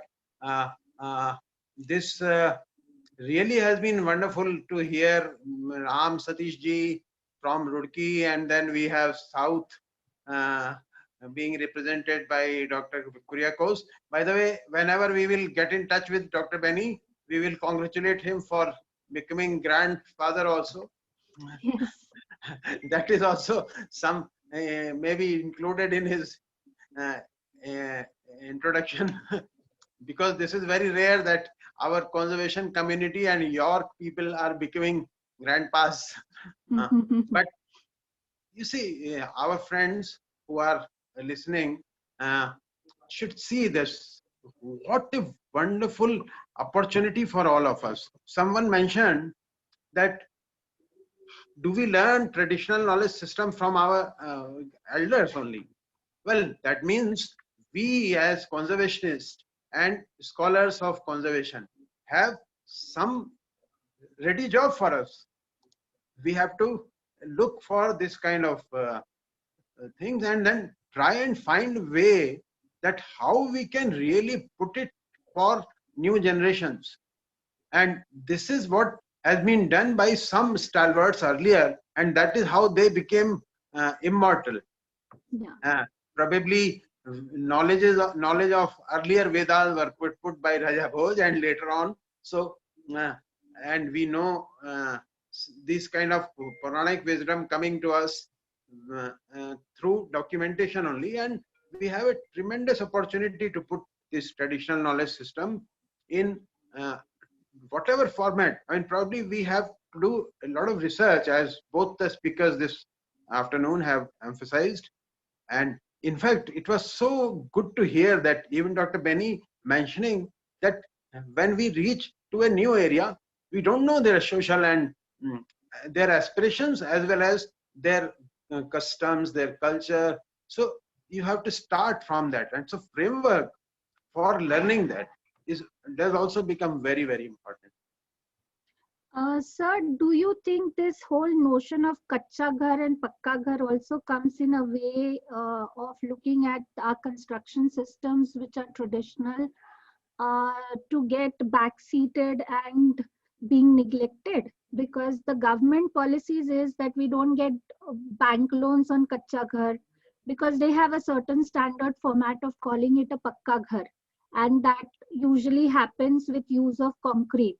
So even when people prefer to be spatially organized in the way they have rooted in their cultures, still the construction systems are getting changed because of the compulsions through the government schemes, or the thought process of modernism that is coming around. Because in yesterday's talk also, Professor Arun Menon was saying that this whole notion of kacha pakka ghar is somewhere affecting us. I do fully agree with your point and Arun's point also. When we say kacha pakka ghar, and if we go around our own town and we see this Prime Minister Awas Yojana houses being made and this toilets, these two things have changed the landscape, or we can say even the villages, countryside pictures of very smaller villages. In fact, on Sunday, I was visiting this small village near Ratwa for Bandikhedi for some purpose. And we saw that almost every single house have retained their old village, old house. And they have gone for Prime Minister Awas Yojana, whatever they could get, and they have retained that. And such wonderful, beautiful houses they had. Now, we notion is that they want to own. whatever is being given. They don't want to disown that, but they don't want to leave the privilege of living in beautiful vernacular or traditional, let us not say vernacular, but traditional house in which they have their way of life. So, but it can happen only when this kind of example, which Beniji was showing, that there is land, because irreplaceable resource is only land. Yes. Whether it was a Latour earthquake or whether it is this kind of tsunami, if the land availability is little more than required for the pakka ghar construction, I think all owners want to retain both. Yeah, yeah. Sure. Thank you, Professor Khare. In meantime, may I please request Dr. Kim if he can start a little early as we go along. If we get Dr. Benny again, we will ask him to continue uh, the presentation from where he left. This is the advantage of, I think, being on online presentation forums also. Yes, yes. Yeah, thank you, Dr. Kim. May Thank we you. have your presentation? Yes, I request Ramesh to introduce you as the speaker. Okay, thank you. Thank you for inviting us. So please introduce me first. Yes.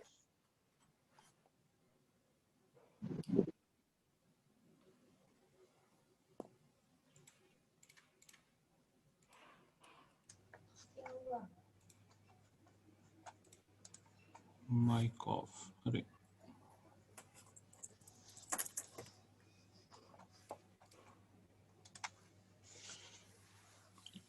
Good afternoon. Welcome Dr.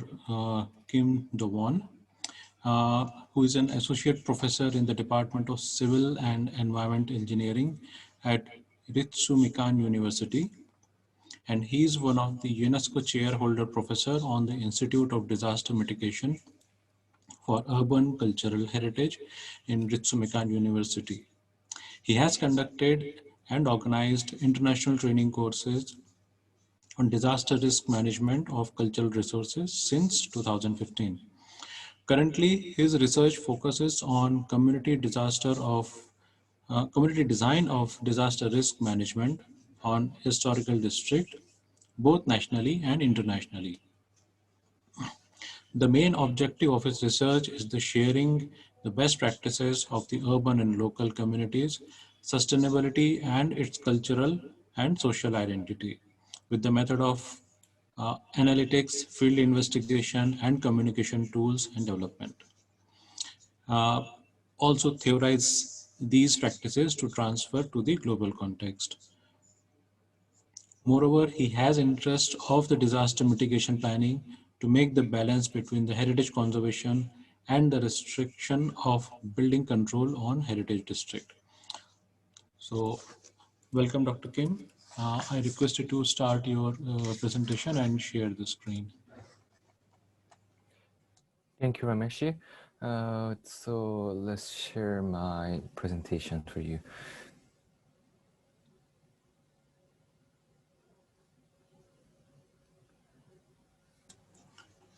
So we can see the presentation. Okay, so now you can see the presentation, right?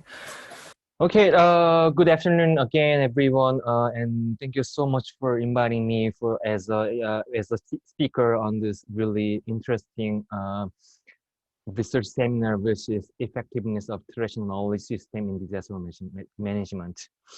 As my colleague Dr. Rohit Jigyas said on yesterday, there's a lot of researchers are are working in the field of traditional knowledge because we find that there's a lot of possibility that traditional knowledge uh, can can be the one of good opportunity to figure it out to about on the disaster risk reduction on modern disaster. So my title of today's speaking is sustainable and creative adaptation of the traditional knowledge on the fire mitigation in historical city, case study from Japan. Actually, I'm Korean, but yes, maybe some of you can expect.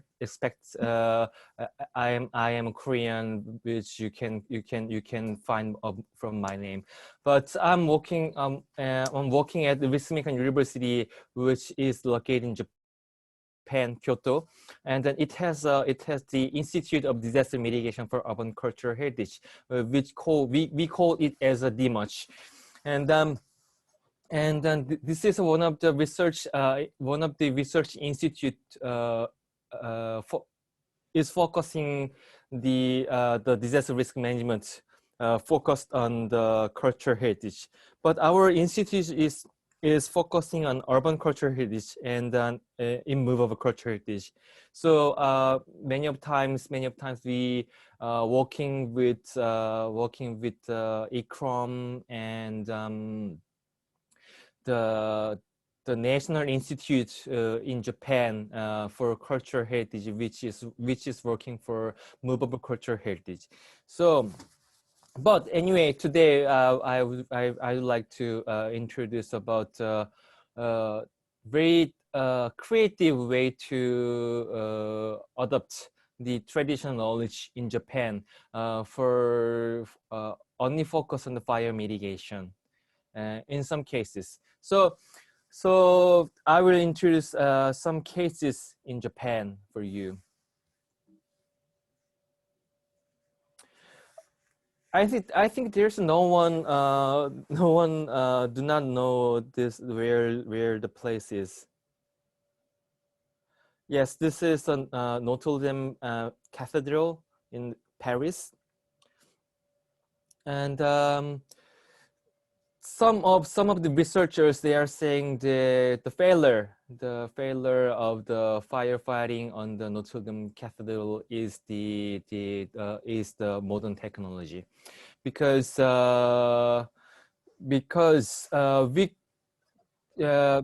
this you can see the firefighters which is spray out the water from the outside of the building. So at that time, some of the firefighters couldn't. No, most of the firefighters could not enter the inside because the fire was already spread out in the inside on the stair to the bottom. So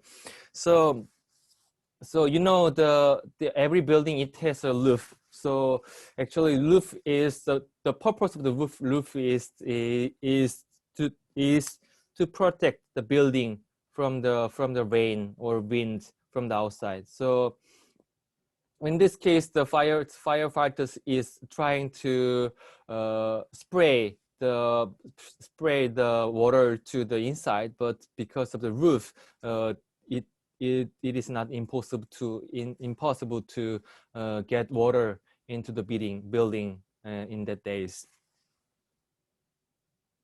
So this is one reason that we lost this really beautiful cultural heritage last year. So today, on this session, I would like to introduce many cases in Japan.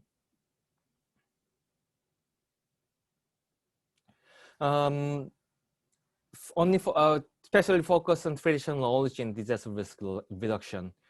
So again, as my colleague Dr. Rohit said, traditional knowledge is connected to disaster risk reduction by Sendai Framework 2015. So in here in Japan, many of researchers who are engaging in disaster risk management, they are not saying any more disaster prevention, because we cannot stop any disaster occur, but what we can do is when their disaster happen, what you can do is to mitigate or reduce the damages after the disaster. So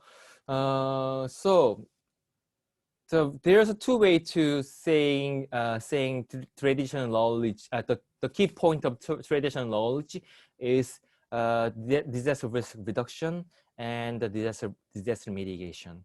So many of in Japan we are saying we are oftenly saying disaster mitigation. When we need to understand the risk on the cultural heritage, then we need to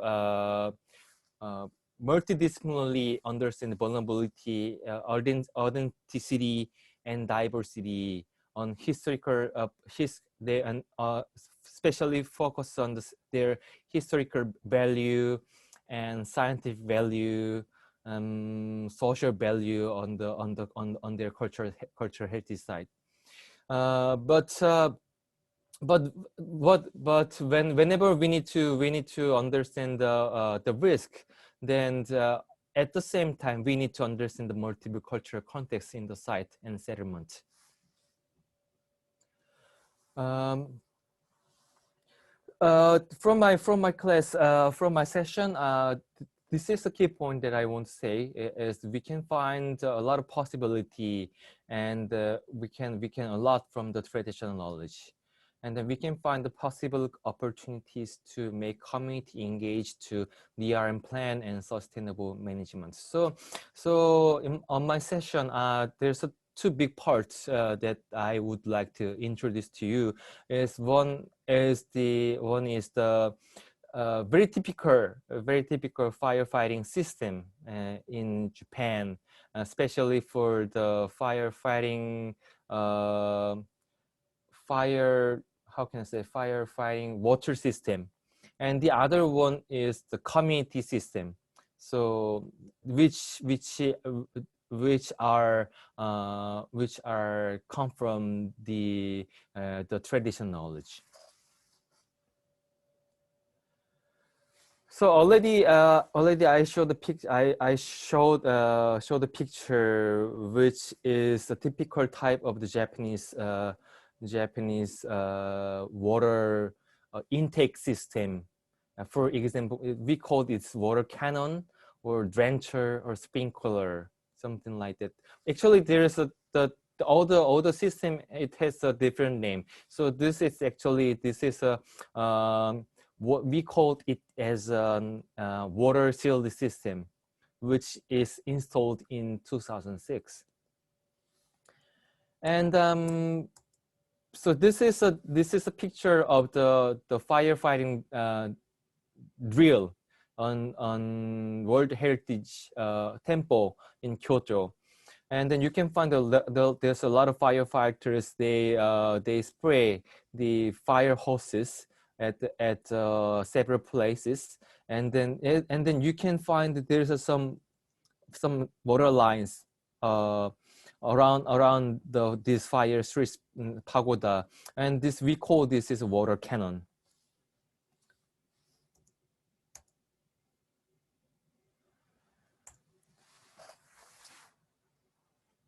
And very amazingly, this is the picture of 1897. And this is one of the pioneers water intake system in Japan. In Japan for especially for the cultural heritage building. So what is the water intake system? And the water intake system is only use the natural gravity power to spray the water to this 38-meter high wooden structure. And you can see this wooden structure. It has 2 stories, and you can see there is a there's a drenchers and water drenchers which was operated by the person, and but you can find that there's enough pressure, water pressure can operate it by the nature gravity. So this is a real picture of the test running of Hongganji water pipeline. So this water take system, it has a special name, which is Hongganji water pipelines. And maybe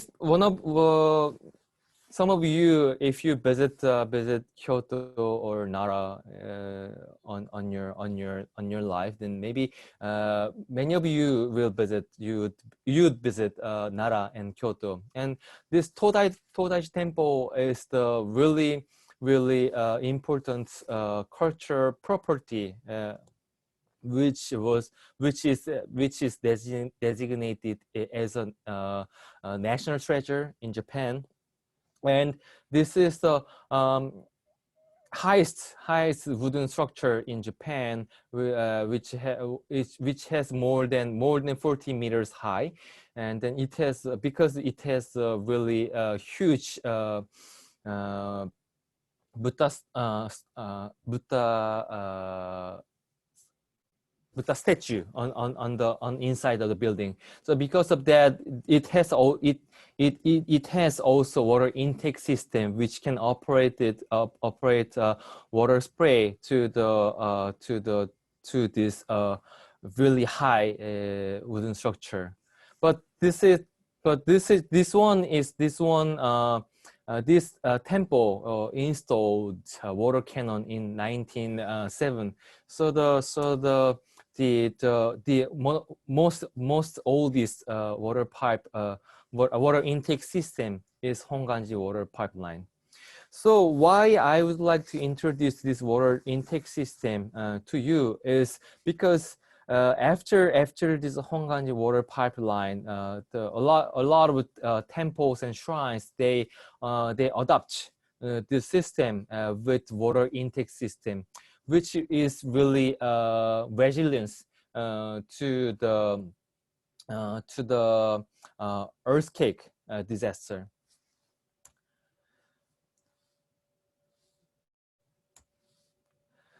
But actually, the Hongganji water pipelines, it has a really sad history because the Higashi Hongganji temple, it has Hongganji water pipelines itself, but it has a disaster history. I mean, the fire history since 1780 to 1894.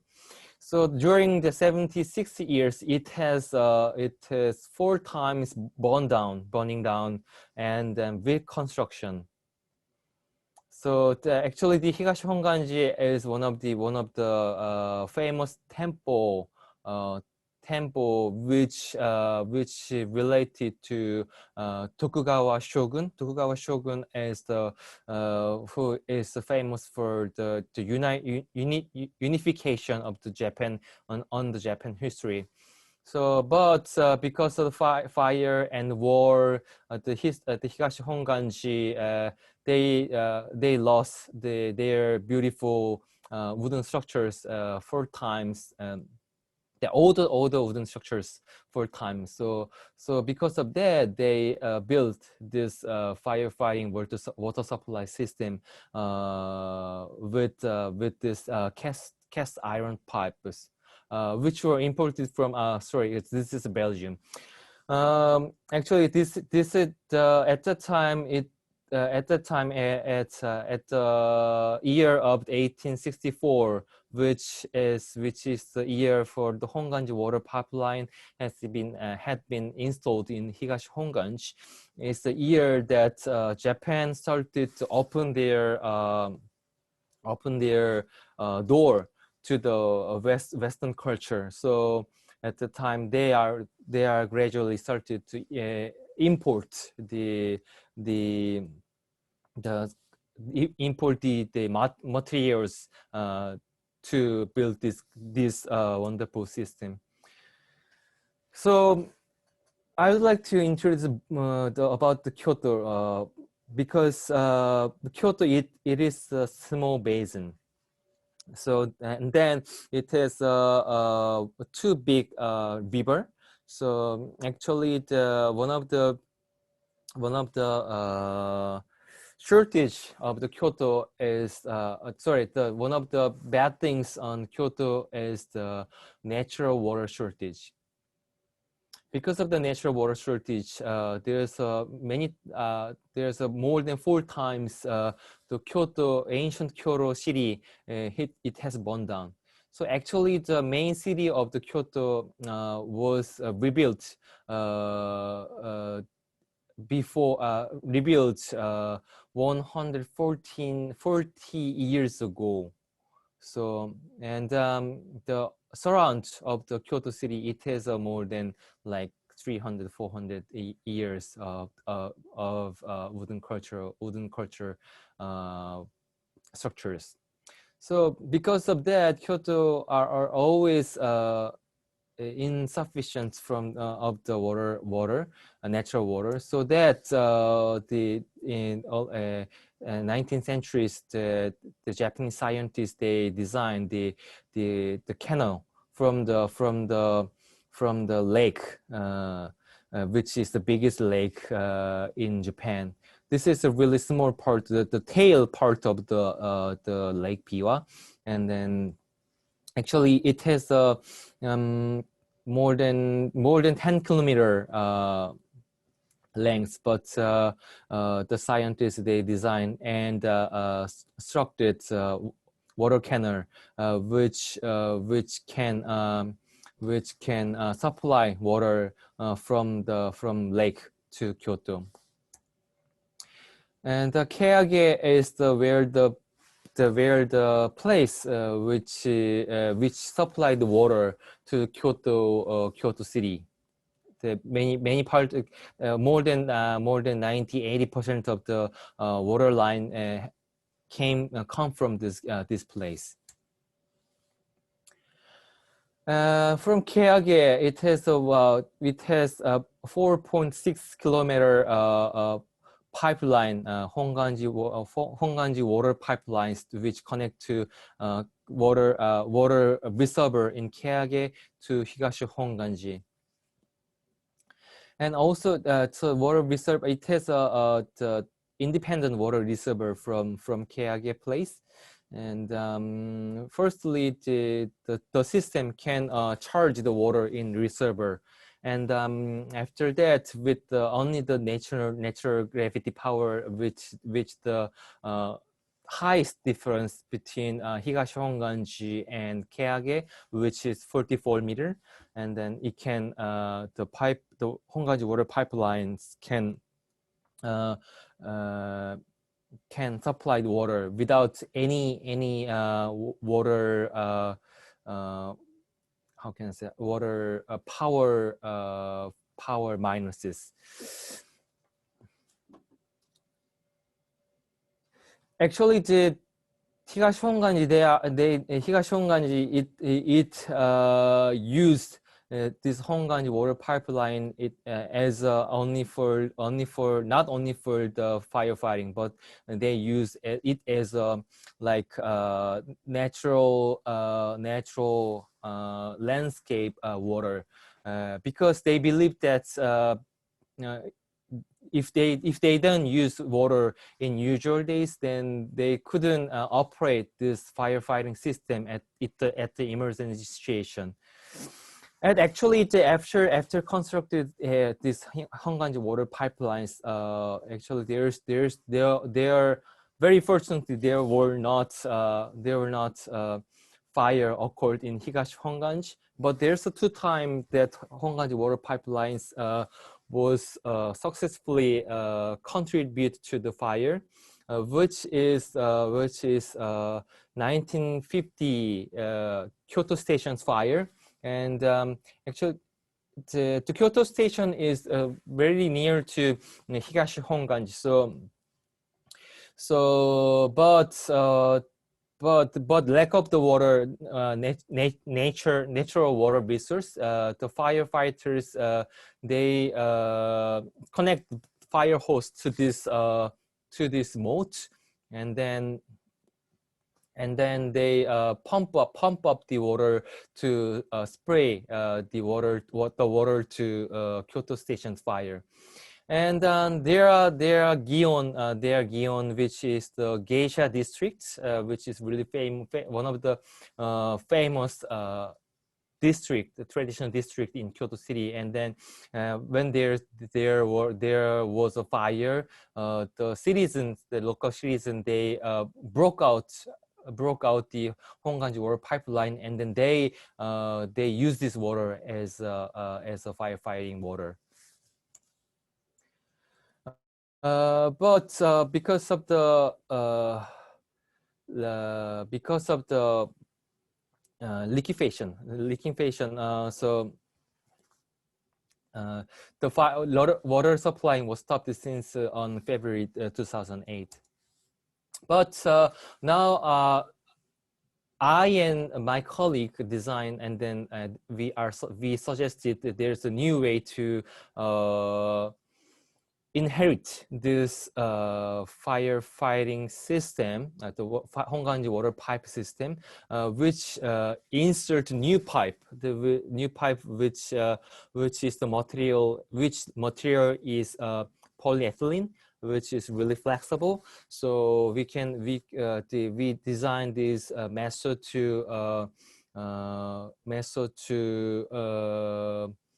recover Honganji water pipelines, the facilities, I mean the abilities, and also if we insert new pipe in the Honganji water pipeline, then the authenticity of the pipeline is the cast iron pipe, which has been constructed in 1897. So we can conserve this its authenticity and originality.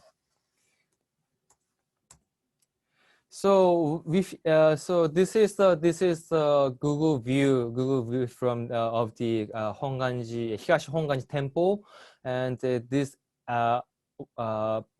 blue line is the where the Honganji water pipeline installed. So what is our next step to use this Honganji water pipeline is to use this water and on moats, and also on this green belt zone.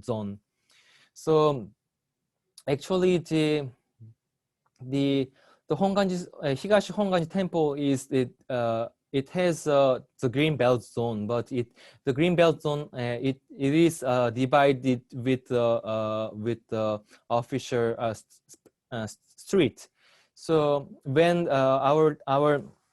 our suggestion is to connect the Higashi Honganji Temple and the green belt zone like this image, and if we can recover the Honganji water pipelines in near future, then we can use this water not only for the firefighting, but also we can use this water as a natural water resource in this green belt zone. So we are actually do many tests with the testing events with the citizens, and we make a coffee day on this green belt zone, and then we are asking these people to the advantages of the water using and green belt using. So now I would like to move to my second stage, which is the community-based traditional knowledge. Japan is one of the famous country and popular country, which it has earthquake and earthquake fire. But there's a earthquake because of the because of the building collapsion, the fire can really easily to spread out. So in that case, who can be the first responder to this? Yes, this is coming. The first responder is local committee, because the official firefighters cannot access to the fire occurred point because of the building collapsion. So this is the fire citizen hydrant and Kiyomizu buffer zone. The Kiyomizu is another really famous World Heritage Temple site in Kyoto City. But this is fire. This is actually citizen. We call this fire hydrant. Citizen fire hydrant. But the citizens are using this fire hydrant at usual days also. When they are want to clean their street, then they can use this fire hydrant as their how can I say, usual water. So for this usual for the purpose of usual using, we designed this fire hydrants can the fire hydrant we designed this fire hydrant, citizen hydrant, to make simple to for every citizen. And also we conduct several times of the tests and examination. We designed fire hydrant as more simple using to the citizen. So also we use the nozzle which can connect to the hose and another hose. So for the fire hose extension. And also we installed some small some extra tap on the fire hydrant for using small amount of water. Why we design and also suggest this kind of citizen hydrant, because we want to encourage local community to use this citizen hydrant on usual days.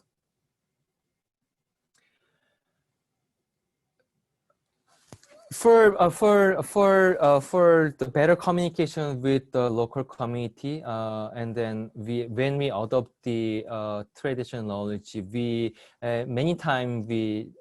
most of the time we conduct workshop with the local community and various kind of stakeholders, and then we usually often operate the disaster imagination game, which we call DIG, which can find the challenges and possible measures for disasters with workshop using large scale map. For the purpose of this workshop, we share the image of the on-site damage and discuss of the possible countermeasures and understanding current risk and future risks and vulnerabilities, and then understanding multiple hazards. So there's many stakeholders which we need to invite on this workshop for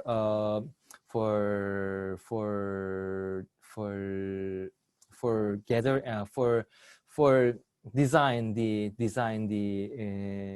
new traditional knowledge on the site. So this is a simple flow chart of the DIG, disaster imagination game, which can find the risk of the site, and which discuss of the which damages occurred on the site, and which can imagine discuss about the first respond to the damage and find the solution, creative solution by the local community. The main purpose of this kind of workshop is to find opportunities which can operate by the first responder, which is local community. So after the workshop, we make a disaster risk management map, which can make better understand to the local community members. And we believe that this kind of risk communication can be one of the wonderful tool and opportunity to understand their traditional knowledge, and at the same time we can design and suggest the easy way of save lives and save culture on the site. So this is a QMS Zera, which I explained about the citizen hydrants. And so so this is the here is the really famous area which operate their tourism since 17th century. And then you can see there's a lot of tourists already visit the QMS Zera temple. And after when we conduct the workshop with the local committee and government officers for this for protect the cordon, then the local committee, they said local committee and QMS Zera said there is a strong bond between temple society and the local community. So this is one of the really important key points that we need to understand historical context, and also this is traditional knowledge because the local community, it is of QMS Fire Brigade, which is the local community firefighting team. They are helping the firefighting not only for their village but also QMS Zera temple site. So this kind of community supportness can be also the traditional knowledge, so that we conduct workshop with citizens and various stakeholders. And you can see there's a monk. He suggested to use their site as a basement area that water reservoir installed. So again, I'd like to introduce water shield system and citizen hydrant. During the workshop, the citizen, they understood the importance of their role in the emergency situation, which is the first responder. But at the same time, they could understood there's a lack of water resources. So the idea of the water intake system of Honganji water pipe, we installed this citizen hydrant system and water facility system by the water intake system. So let's move to traditional community development and sustainable management planning. So this is one of the example that that in Japan we have preservation projects for the towns and villages. In the 1960 to 70, we lost a lot of beautiful traditional townscapes because of the modernization. What would like to say in here is the regular maintenance is one of the good way of disaster risk reduction, and also this is one of the traditional knowledge which Japanese are always to maintain their household and their temples and their cultural heritage on long history. Okay, so because of the material of the roof, many of the Japanese Japanese wooden structure, it has regular maintenance. I mean, it has a big conservation work every 30 to 40 years, and also if it has a ceramic roof tile, then it's the repairment of the repairment cycle. It is 100 years. So every 100 years or every 30 to 40 years, the Japanese we are repair the building and cultural heritage. So this kind of regular maintenance is a really important traditional knowledge, and which can strengthen the reinforcement of the building, and then it can be survived from the earthquake and sometimes from fire. And many of the traditional villages and settlements, it has the community firefighting system, because Japan, it has Japan, many of the households are made by wooden.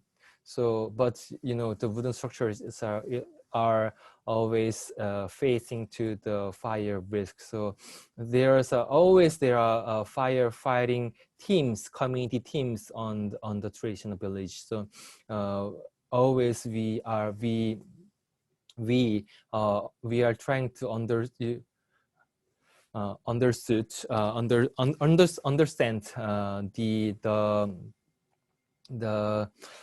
the system, the software system of the firefighting by the local community. And this is the stakeholders map in the Sasayama. This is one of the representative historical districts in Japan, and then you can see there are a lot of stakeholders, not only citizen, but a citizen has their own conservation committee by themselves, but they are and then they also has a preservation committee contractor. They are the committee members, but there's a lot of scholars and also local government heritage managers and national public business organizers can help these the organizations. And regularly,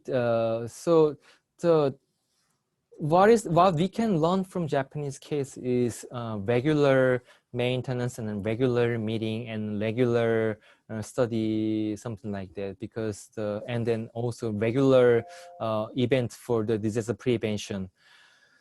So the regular events by the local community is also a very important key traditional knowledge in Japan, I think.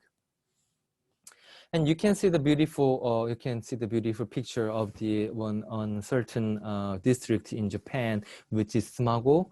And then what I could find in here is this is the total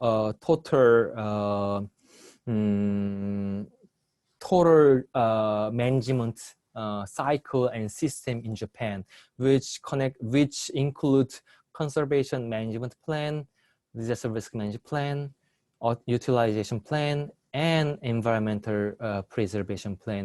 We operate these cycles regularly in every cultural heritage in Japan. Lastly, I would like to introduce the case of the Pontocho because of lack of time, I will shortly wrap up my presentation. And this is one of the geisha district in Kyoto City. But you can see this is a picture which was taken on 15 years ago. And you can find that there's a lot of banners are decorated not beautifully in Pontocho. And local committee and city government, they make a cooperation to reduce the banners, and then they suggest the design codes on the Pontocho.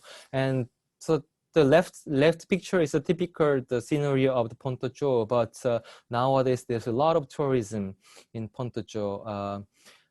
Although now the COVID-19 is severely damaging on tourism readiness in Kyoto. Recently, I can find that there's a lot of tourists is walking in Pontocho street. So, what I want to hear, what I want to say in here is the key point is we need to of course understand the historical context on nowadays, because our cultural heritage is living heritage. So it is always changing, and it always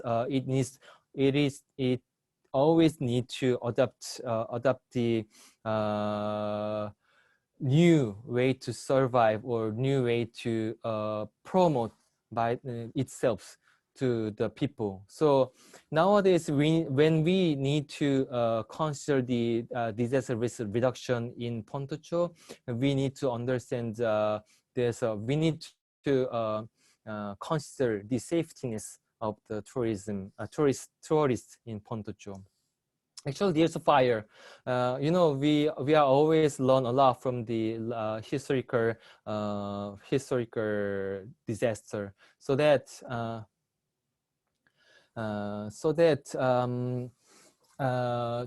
we need to also what we could learn from the historical disaster. And then actually there are after the historical disaster, we can find also another disaster risk reduction way in the history. So please find the history of the disaster history of the site, and then you can find after the disaster, you can find the creative or adaptation of the disaster risk reduction with the traditional knowledge. So now the local committee, and I'm also the advisor of this the local committee, and then they are now these are you can see these are the usual modern technology of the water hoses. But what the local community have done inside is they suggest the same hoses and same connection adapter to every local community. It can help to every people to use the water tap on the Pontocho. So anyone can use water tap on any water tap in Pontocho. It can help the first response on fire in Pontocho in a near future. And this is not connected to traditional knowledge, but the important point of the plan and do is plan, do, and check. We need to always we don't stop at the planning stage, but also we need to implement operate the planning, and then we need to check its another challenges and possibilities. Okay, so this is the picture of the Japanese traditional village, and then you can find this beautiful water. But many of times we can find this water channel is obstructed after the big fire on the site. So actually, this natural water was installed the purpose of firefighting. So there's many things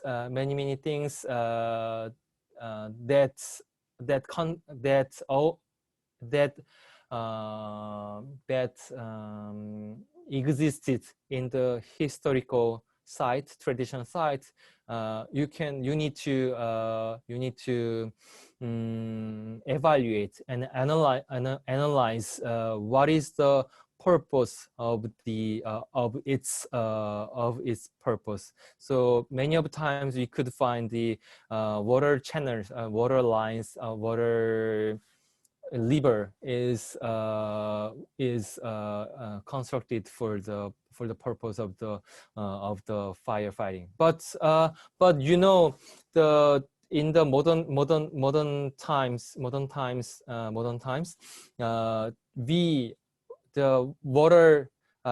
we were suffering from the flood because of the climate change. So in this, because of the reason, there's many of the villages they close this water channel. It means the natural water resources natural water resources are hiding from the surface of the street. So in that case, we lost big opportunity of the firefighting resources on the village. So nowadays we need to consider the balance of the multiple hazards on the site. Okay, so this is my closing. So again and again, to make local community better understanding of risk and multiple contexts, we need to develop creative design and resilient culture with traditional knowledge. Thank you so much for your attention. Thank you, Dr. Kim, for an insight into a different aspect of DIG, which is Disaster Imagination Game, which I think a new concept for most of the students here. There's one question by Dr. Vishakha Kautekar. Is General Management Plan framework common and legally binding in Japan for all heritage sites? Okay, thank you so much for the question from Dr. Vishakha Kautekar. Okay, so I'd like to share the General Management Plan framework again for you.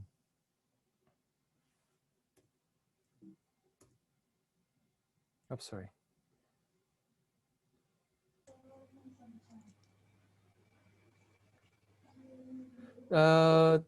Yes, actually, the answer is yes, but the other hand, in Japan, you need to understand the difference between cultural property and cultural heritage. The Japanese government, it has, of course, in India also you have a cultural heritage municipality, but in Japan the cultural heritage municipality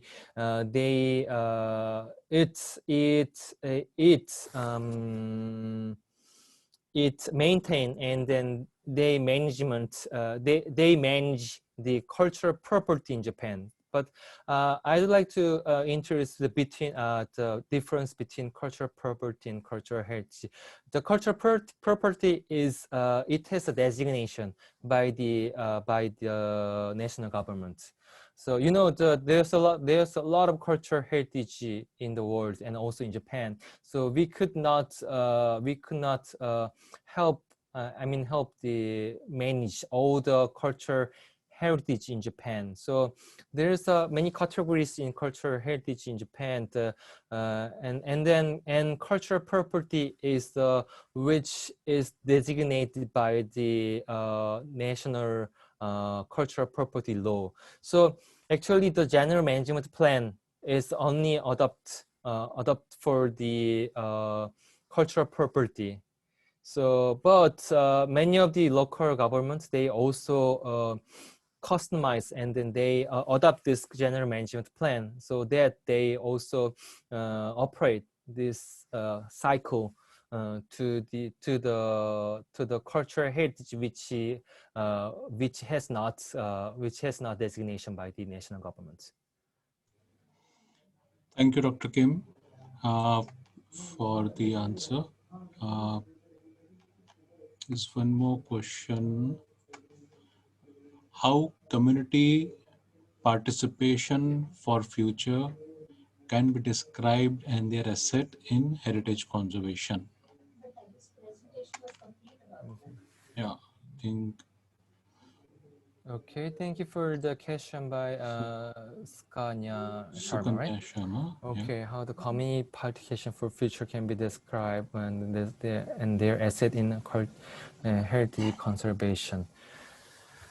Okay, how can I say? Okay, so maybe I can show the system in Sasayama.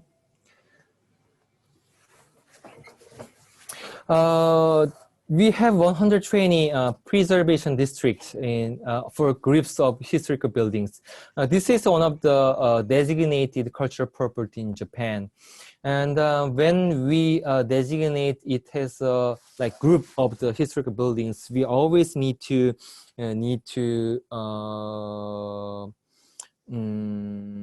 make a conservation plan for this site.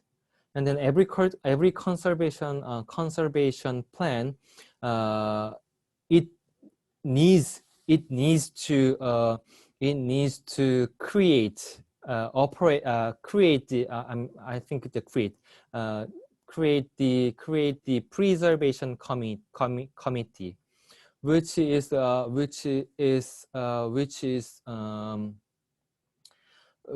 the member are.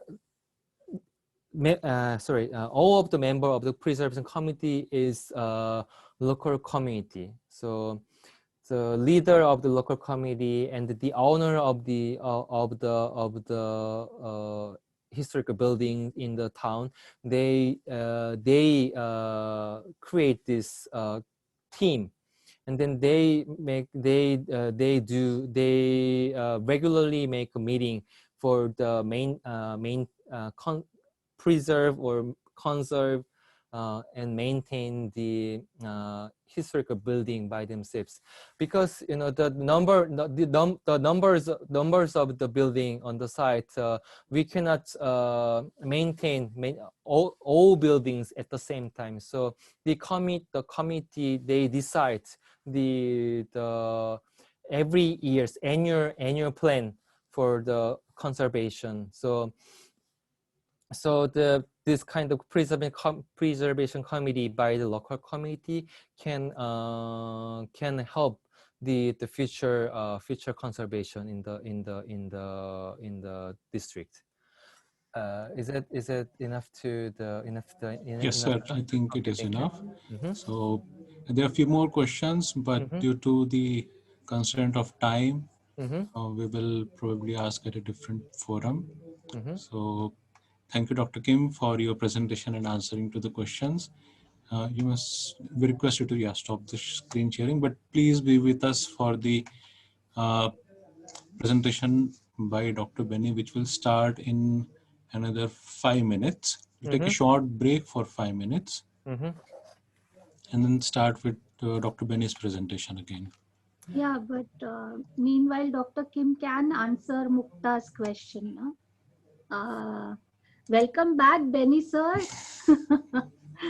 The disaster management seminar and disaster hits us in the form of cyclone in Chennai. Benny Yes. sir, your mic is on. Yeah, it can hit any time. Let the Yeah. question be answered, then I have Yeah, to yeah, figure out where Welcome I back, lost Benny. yeah, track. yeah. Dr. Kim, please answer Mukta's question. Then. Do Mukta's bylaws Mukta. also specify materials in repairs and new construction for fire safety? Okay. Okay, thank you for the question by Mukta, and yes, I couldn't introduce about the new materials for repairs for the fire safety, but in Japan there's a really important rule, which is we need to. When we install new material or new new materials in repairs in the construction and culture heritage structure, then the rule is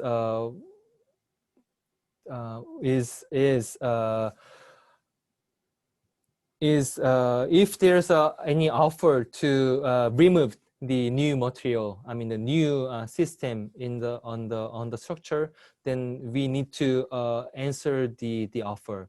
So actually, in Japan, many of the cultural heritage it has the owners, and then we are really think important of the opinion and the willing of the owner. So if the owner wants to of course we are the experts and the scholars and the government officers are always suggest the creative way and better way to reduce the risk on the regular maintaining in the culture heritage site. But if the owner say yes, then we can design and we can install the new system on the culture heritage site. But if the owner doesn't want to adopt the new way, then there's no way to install the new system in the cultural heritage site. But many of cases we could install the new system on the cultural heritage site. So the answer is yes. And maybe some other days I can operate these the other cases, the new cases in Japan for you. Thank you. Thank you, Dr. Kim. This answers also clarifies the question by Professor Ajay Khare about heritage bylaws. So thank you again. May I request Dr. Benny to start his presentation? Ramesh, I have to figure out where I stopped, because I'll just try to show the presentation. I thought Yeah. looking at the phone calls from Vaishali and Purva, etc. So, Did you see this slide or this slide? No, sir, we were at slide yeah. number 40. Okay, right. Good that you remembered it. So I'll just try to. Shall I start it now? Just 1 minute, sir. Yeah. You just tell me, then we will start.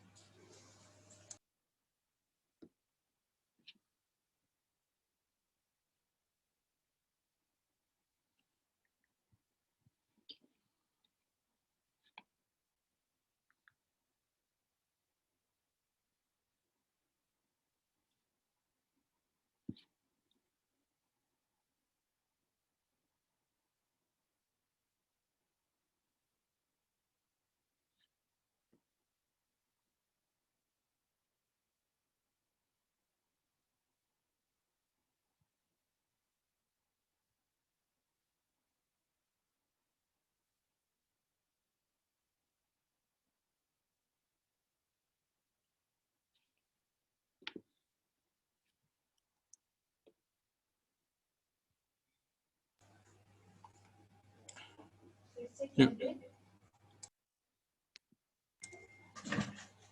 Good afternoon, sir, again. So please start your presentation. Yeah, you can see my screen, isn't it? Yes, sir. Okay, I'll just make it full screen. Okay, Yes, so sir. I think, yeah. So we were looking at the quality of construction is also very important. So, and the construction was going at a much faster pace without the involvement of the big contractors. And we were very concerned about the gender equality. So we always said that the house will be given in the name of the husband as well as the wife, here Velu and Muthulakshmi. We did not want to call each of the house owners, although we had a huge task of doing 1,500 designs. We just did not want to. This is Tarangambadi cluster, 16th cluster, 5th house. So that's hard. And we also looked at the alternate technology. We looked at the rammed earth. So we did one of the, out of the 7 models, one of the models was rammed earth, and then we told the people that we don't mind using the construction with the rammed earth if anybody wants to choose. And there were some people who wanted to choose that. We also wanted to look at because these people were using firewood stove, which was the efficiency of the firewood stoves were very small, which was only might be around 6 or 7%. So we introduced the smokeless high efficient chulas. And many of the problem with the alternate technology is that although the technology is very sound, people don't tend to use it because of certain issues with acceptability. So we gave, while the construction was going on, we installed the smokeless chulas in some houses, and depending on what model they want to choose, so that they can choose one based out of that. And also we were looking at a holistic look, we're looking at the livelihood. So we wanted to have rainwater harvesting, and we used ferrocement technology for it, because the problem with the syntax is slightly more expensive than ferrocement technology. We'll be giving employment to the local masons. We brought technical expertise of masons from other parts. We trained the local masons to do the ferrocement technology, and this was a 1,000-liter tank which could be used for the rainwater harvesting. And we had this various training programs. As I said earlier, the Meenava Panchayat is an elected body of the male members, but we try to involve the fisher women also very much a part of it. So they had to attend various training programs at various stages, after the foundation, after the superstructure, after the concreting. And so it was a huge project, 60 crores project. So we did not want to do the construction. I mean, although I was the team leader, I did not want to make decisions and go wrong in that, because we are playing with a lot of people's money. It is not a single project. So we had consultations with multiple people. We had environmentalists, we have sociologists, landscape people, architects, housing experts, community experts. So this is Sandeep Vermani and Jacobal, and we had representatives from the funding agencies, all these people. So we were doing so that we tried to make sure that we were on the right track. And choice of design, see, there traditionally these people had the typology, the building typology is one typical typology. So we tried to, I mean, there were no toilets attached to it. There was a puja room. The kitchen was always outside. But out of the most of the houses that we have done, we try to give them a different options. If somebody has a very small plot, we try to give a 2-storied option. So like that, we try to give. So we had the social team and the architectural team discussing, because as I said earlier, we are customizing the houses. Each house has to be different. They could make so many choices as part of it. And this is the typical choice of the traditional house, which I said. And we had one option out of the 7 options we gave. One of the options was a option which is very similar to their traditional houses. To our surprise, I mean, it's not a surprise. I mean, we found that more than 60% of the people opted the traditional, the plan which was very close to the traditional option. So here one of the other things we try to do by dialoguing with the community is that you can see the Wadley's house, which is highlighted here. But when she wanted to expand, So what we will do, normally a house is handed over, they will expand immediately. I mean, we found that about 60% of the people will expand their houses because, as I told earlier, we are giving only 325 square feet, but they were living in 500 square feet, 600 square feet, 700 square feet, etc. And they had the temporary house which they had put up. So they said they will use those materials to construct the extensions and or the buildings which were damaged. So they had collected the materials and kept the materials. So instead of constructing a house and handing over at a later period, we gave an opening. Otherwise, what they have to do, they have to break open it, and then they have to break it and then try to use it. So we try to avoid such a kind of thing. In this house, we had given an outside staircase. You see, our houses were elevated 2.55 meter from the sea level, so that if a tsunami of the same intensity comes, all the new houses which you had constructed will be safe against a tsunami of the same intensity. But tomorrow, if a tsunami of a higher intensity comes, we gave a staircase so they can climb on to the terrace of the house and save themselves, at least, because the human lives are more important than any of these things. And since these houses were allotted, because we had to customize the house, means we have to allot the houses. So we had allotted these houses. We could see that each of the person before the construction started, although we were constructing, say, in phase 1, we constructed 460 houses in Trangobar. We could see people coming and doing the pujas, because which was part of their cultural requirements. And putting a front door or putting the door is an auspicious ceremony in Tamil Nadu culture. So even what we found, since we encouraged the people being part of the construction process, we did not see the house as an end product. We thought that the process is also equally important.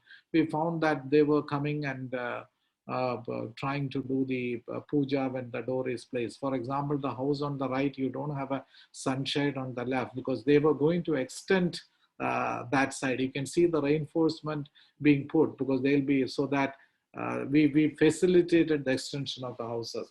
For example, in this house, you can see that they were curing, because we told the house owners that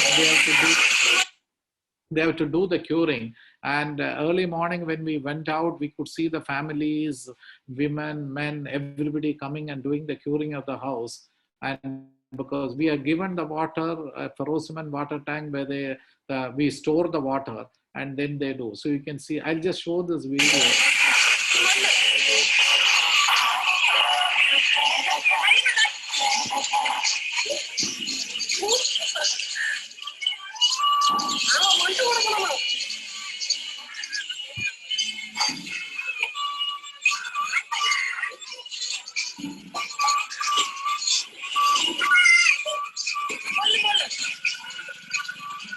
You can see the baby.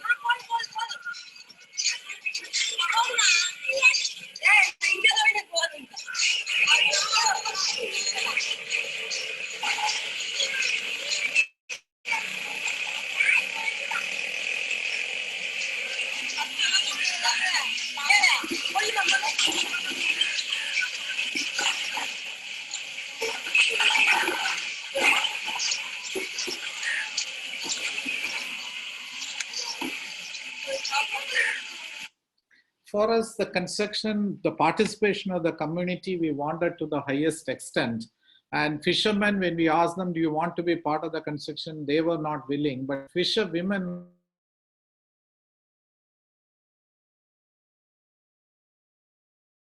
so that if they want to take it as an occupation, we allowed them to change the color, we allowed them to change the staircase location, we allowed them to choose the option which they want to do. And normally in a project like this, the architects might not have, many of the projects, the architects might not have a role. Sanderson, a professor of architecture from UK, he has said that the architects should be the last persons to be called in a disaster rehabilitation project, because they don't know how to react to humanitarian responses. So here what we tried to do was that to use the maximum of the professional knowledge in terms of the disasters, as well as in terms of the construction of new houses, as well as in the participation of the community. So we had to train our own engineering staff because we had to ensure the quality of construction. So that's what we tried to do. So even in this, we produced a manual in Tamil. I mean, it came much later because we are using an alien technology. The fishermen are used to have houses in brickwork or mud, or the roof is made out of thatch or mangrove tiles. Now we are giving them a concrete technology and which they don't know. So we just wanted to teach them how to do it. So we took the construction of the houses. We told them you can come and learn about these things. So we produced a manual in Tamil so they can use these things. We told them how curing is important, and that's why you can see the various things where they take curing, because the strength of the concrete depends on the curing. And we had set up these equipments, and during one of our training programs, we will show them what is the difference. We'll show a block where curing has been done. We'll show a block where a curing has not been done. Same concrete, same on the day, but what is the difference in strength? The houses started coming up. I mean, but the streets and those things were done slightly later. We had grievance cells. We had put up the status of each of the houses. We had divided into clusters. So 25 to 35 houses is part of one of the things. For example, this cluster is 54, slightly bigger cluster. But the bigger clusters come in existing village in situ construction, but the new construction were much smaller in size. So we had the training programs, we had meetings at the same thing. Although the entire team stayed in the village, we decentralized it or distributed the knowledge quite a bit. So houses completed, the houses were handed over. And as I said earlier, all the owners were finally made, the owners were finalized before the start of the construction. And I'm showing some photographs of the village which I visited after 10 years. One of the objectives was that the village should be green. If you look at any of the fishermen villages, hardly any trees. So we just, we did not build the compound walls because it was not there. The roads have come up and you can see more trees, and it doesn't look, you can't see the houses now. Although the houses are quite close by, like what we have done, the trees and the way it is made makes it. And some people who are affluent, they're made with the concrete panels they're made, and you can see these kind of houses, each one trying to do it. Because all these houses are different because they all chose different options. And you can see they made extensions to the house, and they made some fancy things adjacent to the house. This is another house which has come. So they have made all kinds of extensions, which I think I would like to consider it as a success of the project, because this is, because they own the project. Now if you visit the village, it looks like a middle class housing colony. Although the fishermen were poor people, they have taken up the house. They saw the houses as an asset. They took part in the process. So they felt that this is their house. Otherwise, in a public housing project, they will turn out to the government to give, and they will always blame that the quality is bad. And this is what happens. 2 books have been written about this project. I'm planning to write a 3rd one, talking about my experience in trying to do this project. I've just quoting from one of the books. One of the villagers told the author of the book, we were lucky that this architect worked on our projects. Many things are well done, and there are some things that could have been done much better. For example, the orientation of the bathroom and the toilet. They should not face neighbor's house. We had to build, we had to build compound walls. And then there is the quality of construction, which is in some cases poor, better of course than in many other villages that we saw. However, not always satisfying. Who I would like to build my house with? I would call this architect again. If you would like to plan a single small house, I will tell him about the toilet and the quality. But I think he goes for big projects in cities only. So I would call the mason. And this is quite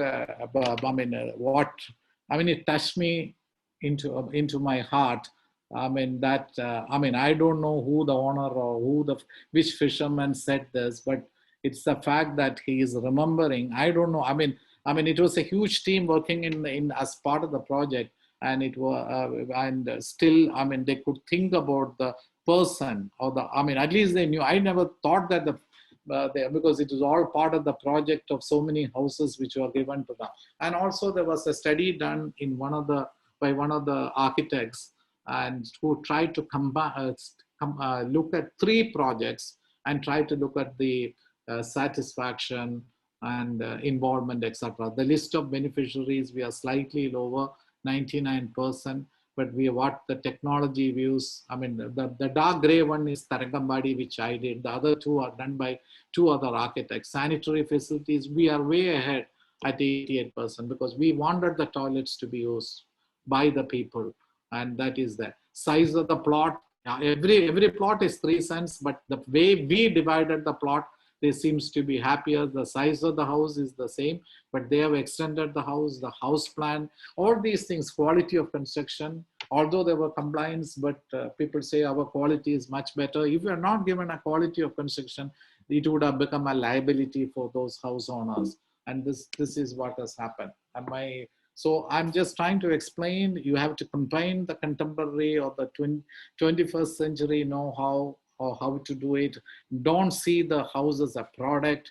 Try to look into the livelihood of the community where you are going to deal with. Look into the social and cultural aspects. Give them a house which becomes an asset for them, and make sure that the house that you give safeguards them from future future tsunamis or future disasters. And that's what we try to use it and do it in this project. Sorry, there was a break, but I tried to keep it within the time. I had to rush through the things. So if there are any questions. Yeah, there is a question primarily about the criteria on which these 7 prototypes were designed, and also about what kind of foundation which is used for these. There are a few more questions, so sir, please. I will answer one by one. One by one, yes. The foundation is they wanted framed structure because their thing was that in one of the nearby villages who had started the construction before us, they wanted to go with framed structure. So they were not, it was a negotiated process. They were not willing to settle anything less than that.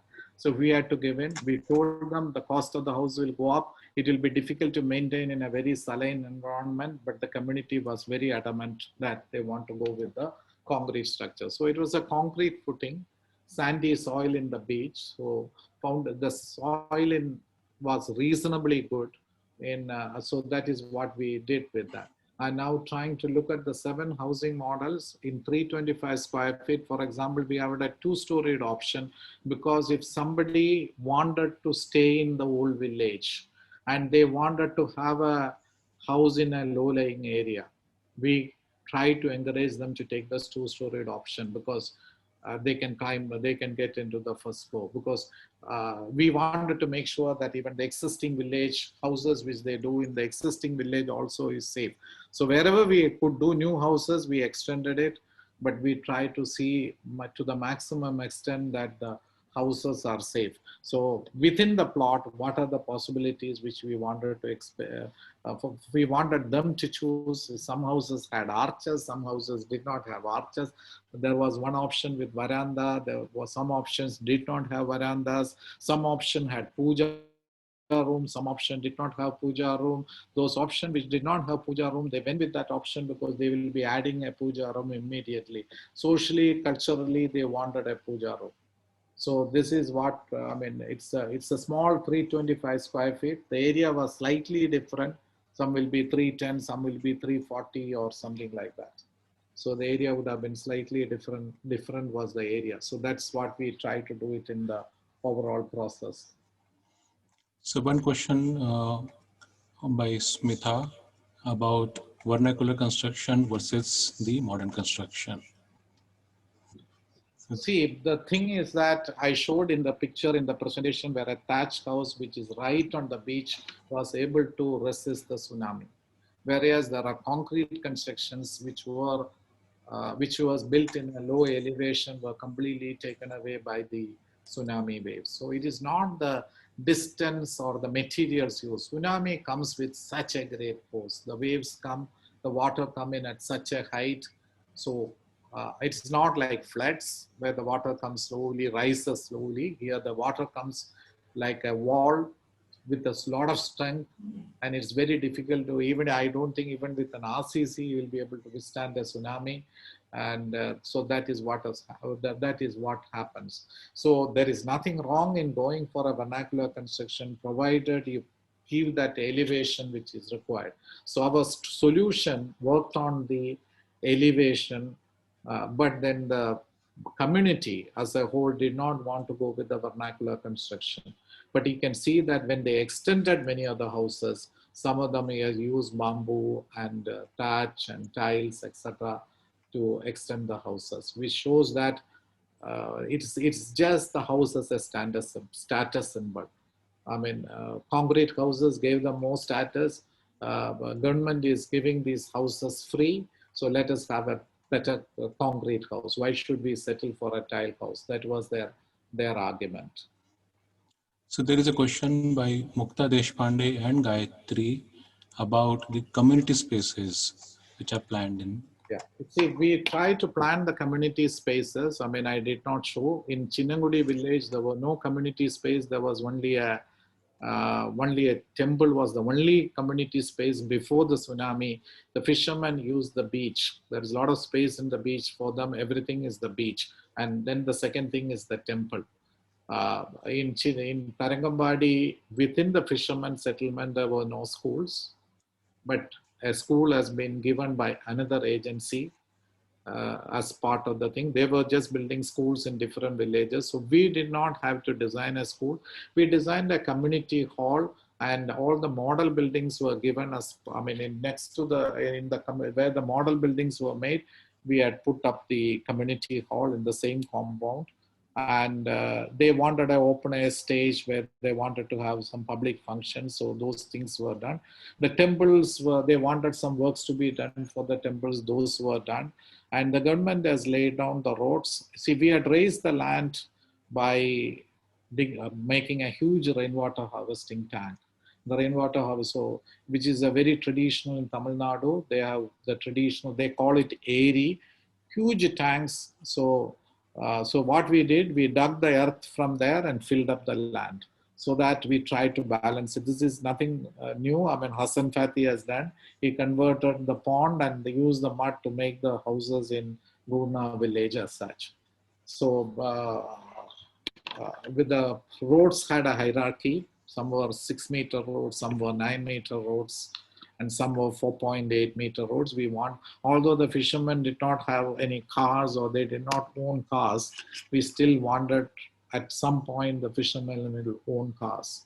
I think now definitely there will be at least some fishermen who owns cars. At that time, they should not find the street layout also as a liability. And they owned, I mean, the people owned the village, and they were very proud of the fact that, I mean, these houses were constructed. And that is because of the process that we followed in the design and the whole process of the construction of the house. So Professor Khare is asking about the earthquake safety of these new structures. See, these buildings at Tamil Nadu, in this particular case, I think, I'm not very sure, they were in zone 2 or zone 3. I mean, it was designed by a structural engineer. Although when we allowed customization of the houses, we didn't, I mean, in one way it helped us because it was a framed structure. But we could leave some openings, they could extend, so there were some benefits. Earthquake is not a major issue in Kerala, Tamil Nadu, and some of the southern states. And we are in zone 2 and zone 3. At that time, the structural engineers took those aspects into consideration. Sir, in the last question by Samiksha, what are the issues faced by your team in teaching the villagers the new technology of concrete, since for ages they have been using the vernacular and traditional methods? See, the fishermen as a whole were not involved in the construction process, in the construction of the houses. But we were worried about how they will extend, because there are many case studies when some new technology, including alternate technology, which has been given to the villagers and they don't own it. When they make extensions, there were a lot of issues. So that is something which we wanted to avoid. That is our engineering team. It is not me. I can't go and talk to all the people. So we had a team, engineers and architects and social workers, because we believed architects and engineers are not good at communicating with the villagers. So we had professional social workers to deal with the villagers as part of the construction team.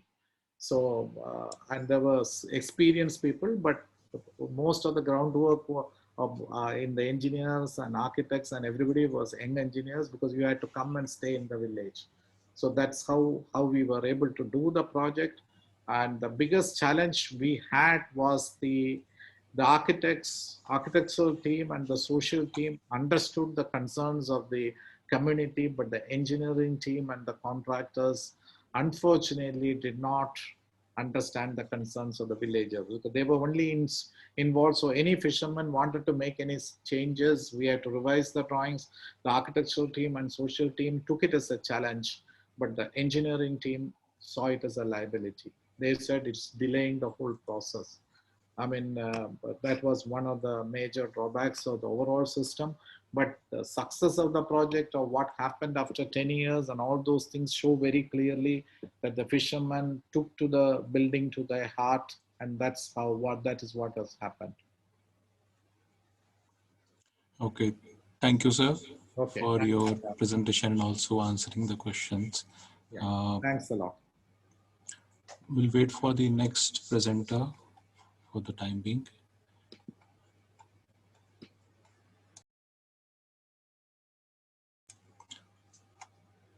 So just a 2-minute break for the next presenter to come in, and we'll start soon. Yeah. Hello, Okay. I'm already here. Yeah. Good afternoon, good evening, Vanika. Are you ready with the presentation? So, okay, give me a minute. I'll give the introduction.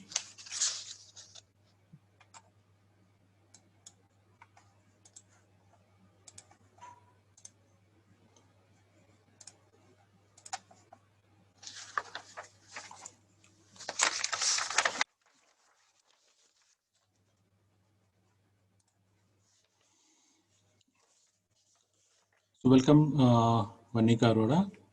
Vanika is a doctoral candidate at the Institute for Culture and Society, Western Sydney University. She is an architect by training and with a specialization in conservation of built heritage. Vanika has worked as an independent practitioner and consultant in India for several years and has taught undergraduate and postgraduate courses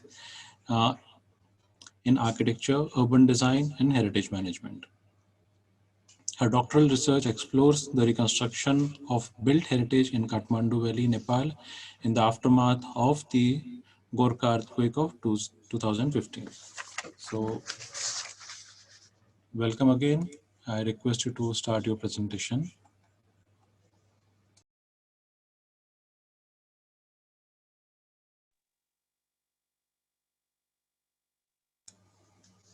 Can you see my screen? Yes, we can see your screen. All right. Yeah. Thank you to the organizers for inviting me. And finishing an 8-hour series of really interesting lectures is a big one.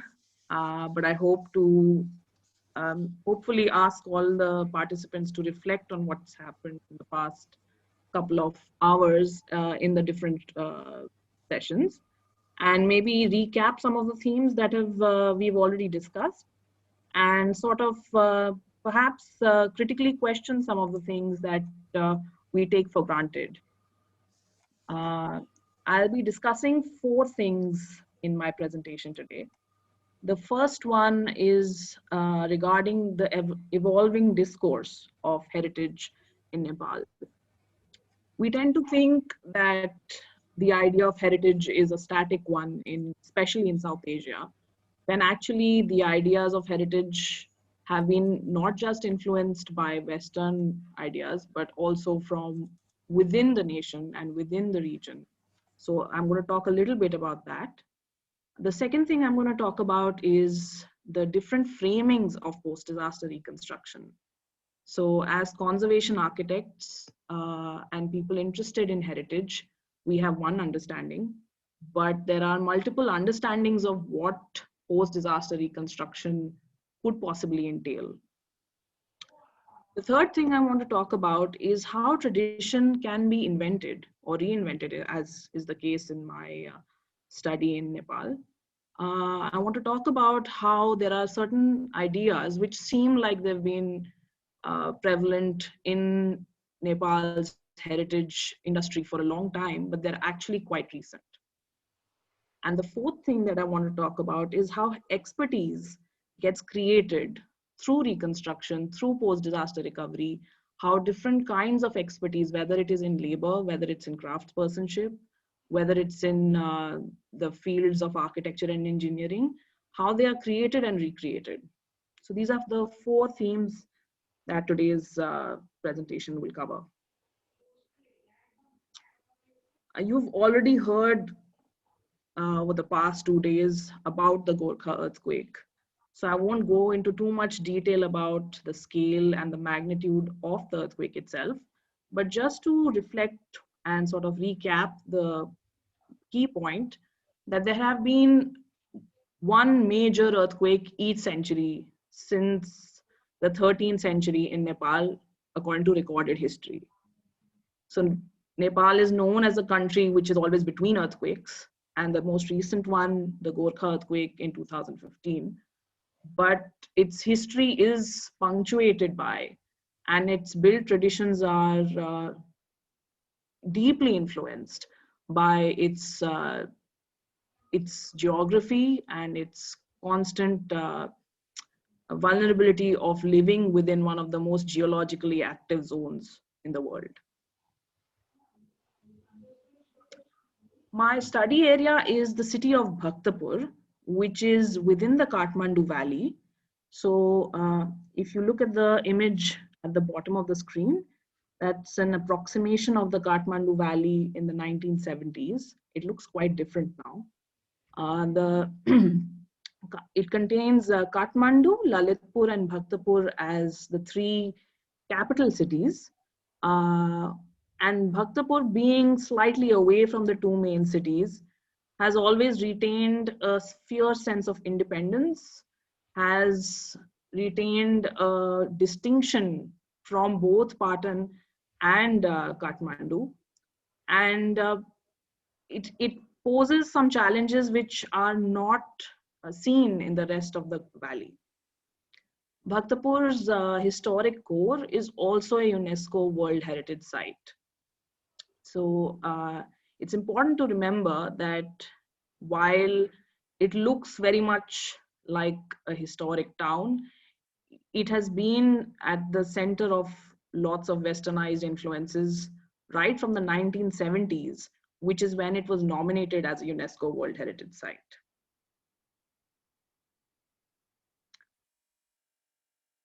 So in 1934, when the great Nepal-Bihar earthquake hit Kathmandu Valley and a large part of Bihar, there was a volume that came out from the government of Nepal after a year from the earthquake, where the first discussions of reconstructing heritage can be seen most clearly. So this is a short excerpt from that.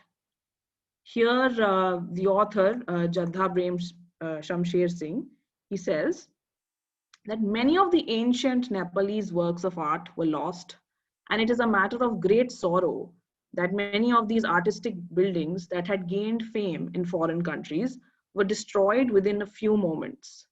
Houses and palaces that could be raised again with money, but these works of ancient artists are lost forever. Therefore, His Highness the Maharaja ordered the repair of these monuments as far as possible. I'd like to draw your attention here to 3 points. The first is the idea that artistic buildings had gained fame in foreign countries. It's very much to do with national identity here.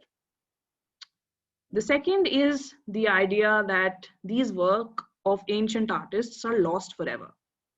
So there is a sense that heritage is clearly linked to an idea of physical authenticity, and that once it's lost, it can never be reclaimed. And the third idea is the idea of heritage as monuments. It's important to remember when this was written. This was written in 1935, which is almost a century ago now. Contrast this with the national plan for the PDNA document, the post-disaster national framework that was developed in Nepal in 2015. In this particular document, the whole idea of heritage is placed prominently and very, very clearly within the overall discourse for reconstruction and rehabilitation. Note here, as cultural heritage is a living phenomenon that is constantly recreated and transmitted from one generation to the next, there is a risk that the destruction of so many cultural sites could leave the younger generation feeling disconnected from their past and cultural heritage. The strength of a nation's tangible and intangible cultural heritage has a strong connection to cultural identity, continuity of community feeling, and overall well-being. So the point to note here is that in contrast to the 1930s, where heritage was clearly at risk, clearly non-renewable, and clearly something that was to be protected and once lost could never be reclaimed. Here, the argument has changed dramatically. We are talking about something which is constantly recreated and transmitted. We're talking about something which is a living phenomena. We're talking about something which, rather than being a liability, has become a resource, and something which is not purely important because of its artistic value, but also because of its connections to cultural identity, community well-being, and overall recovery processes. One thing that remains constant, though, is the idea of heritage being very, very closely linked to national identity. And that is something that anyone who is looking at this scale of reconstruction in Nepal is struck by, is the need to reconstruct heritage as part of an overall disaster rehabilitation process, not purely because of the material use or the aesthetic use, but also because of its contribution to a sense of cultural identity.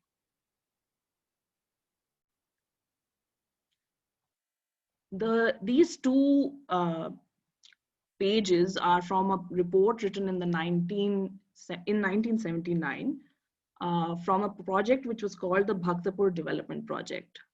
The Bhaktapur Development Project is a German government initiative that took place from the late 1970s to the early 1980s. It's almost a decade-long project, which was one of the first internationally funded large-scale urban regeneration projects in Nepal, following the opening up of Nepal's borders in 1950s. And a lot of ideas that are going on in Bhaktapur particularly, but also in the rest of the Kathmandu Valley, you can find their origins in some way or the other in this project, and in resistances to this project, and in ways in which ideas of conservation, ideas of reconstruction, ideas of what it means to be authentic, what it means to be traditional. So it's not as if tradition is something that is not constantly reframed and redefined. If you look at the post-disaster reconstruction following 1934, the redevelopment happening in the 1970s, and the reconstruction happening now, each time the idea of what it is that is traditional and what it is that is important also keeps shifting. So in these two pages, what you can see is where tourists can see the real thing. Now, the real thing here is craftspeople working on the streets, in their shops, carrying out their jobs. And from something which was very, very everyday, it's not like there were not craftspeople in Bhaktapur before the Germans came up with this regeneration project. But suddenly it became something that tourists could see, tourists could commodify, and you could sell not just as crafts as everyday, but crafts as heritage. So in this sense, heritage is created. It's not simply something that happens, but people in authority, people in power get together and begin to make these decisions about what constitutes heritage and what needs to be projected to the outside world. These are just two pictures from my fieldwork in Nepal, and they sort of encapsulate Bhaktapur to a great degree. On the left is the assembly of the chariot for the Biska Jatra, which is held annually every year. It's a 10-day festival. And every year the chariot is reconstructed, it's reassembled. Older parts are discarded, newer parts are added. Very specific traditional roles are still enacted. So the person who's actually installing the deity in the chariot is from one family. The person who will paint the wheels is from one family. The person who will drag the chariot is from one family. And these roles are very, very hierarchical, and they are historic, and they remain unchanged. On the right, you have the garbage disposal system that has been introduced in Bhaktapur. Now, this system was introduced in the 1970s as part of the Bhaktapur development project. And now what happens is, every morning, the van, the garbage collection van, goes all around the city, and it has a loudspeaker where every morning there's a 2-minute song where it basically says in Nevari and Nepali that Bhaktapur is a traditional city, it is a city of heritage, and it is important to keep a heritage traditional city clean and cultural. So every morning when the residents wake up, they are reminded that Bhaktapur is a World Heritage City, and that it needs to be clean, and that it is cultural, and that it is traditional. So this idea is reinforced not just by the actual activities, the festivals and processions, but also by government initiatives and on an everyday basis, which often goes unnoticed. These are pictures of ongoing reconstruction of what are not the listed heritage buildings. This is a house which is now being reconstructed as a guest house. And this is a very typical building type in the whole of Kathmandu Valley, which is known as a party, which is being reconstructed in the same format, but in using very, very different technologies.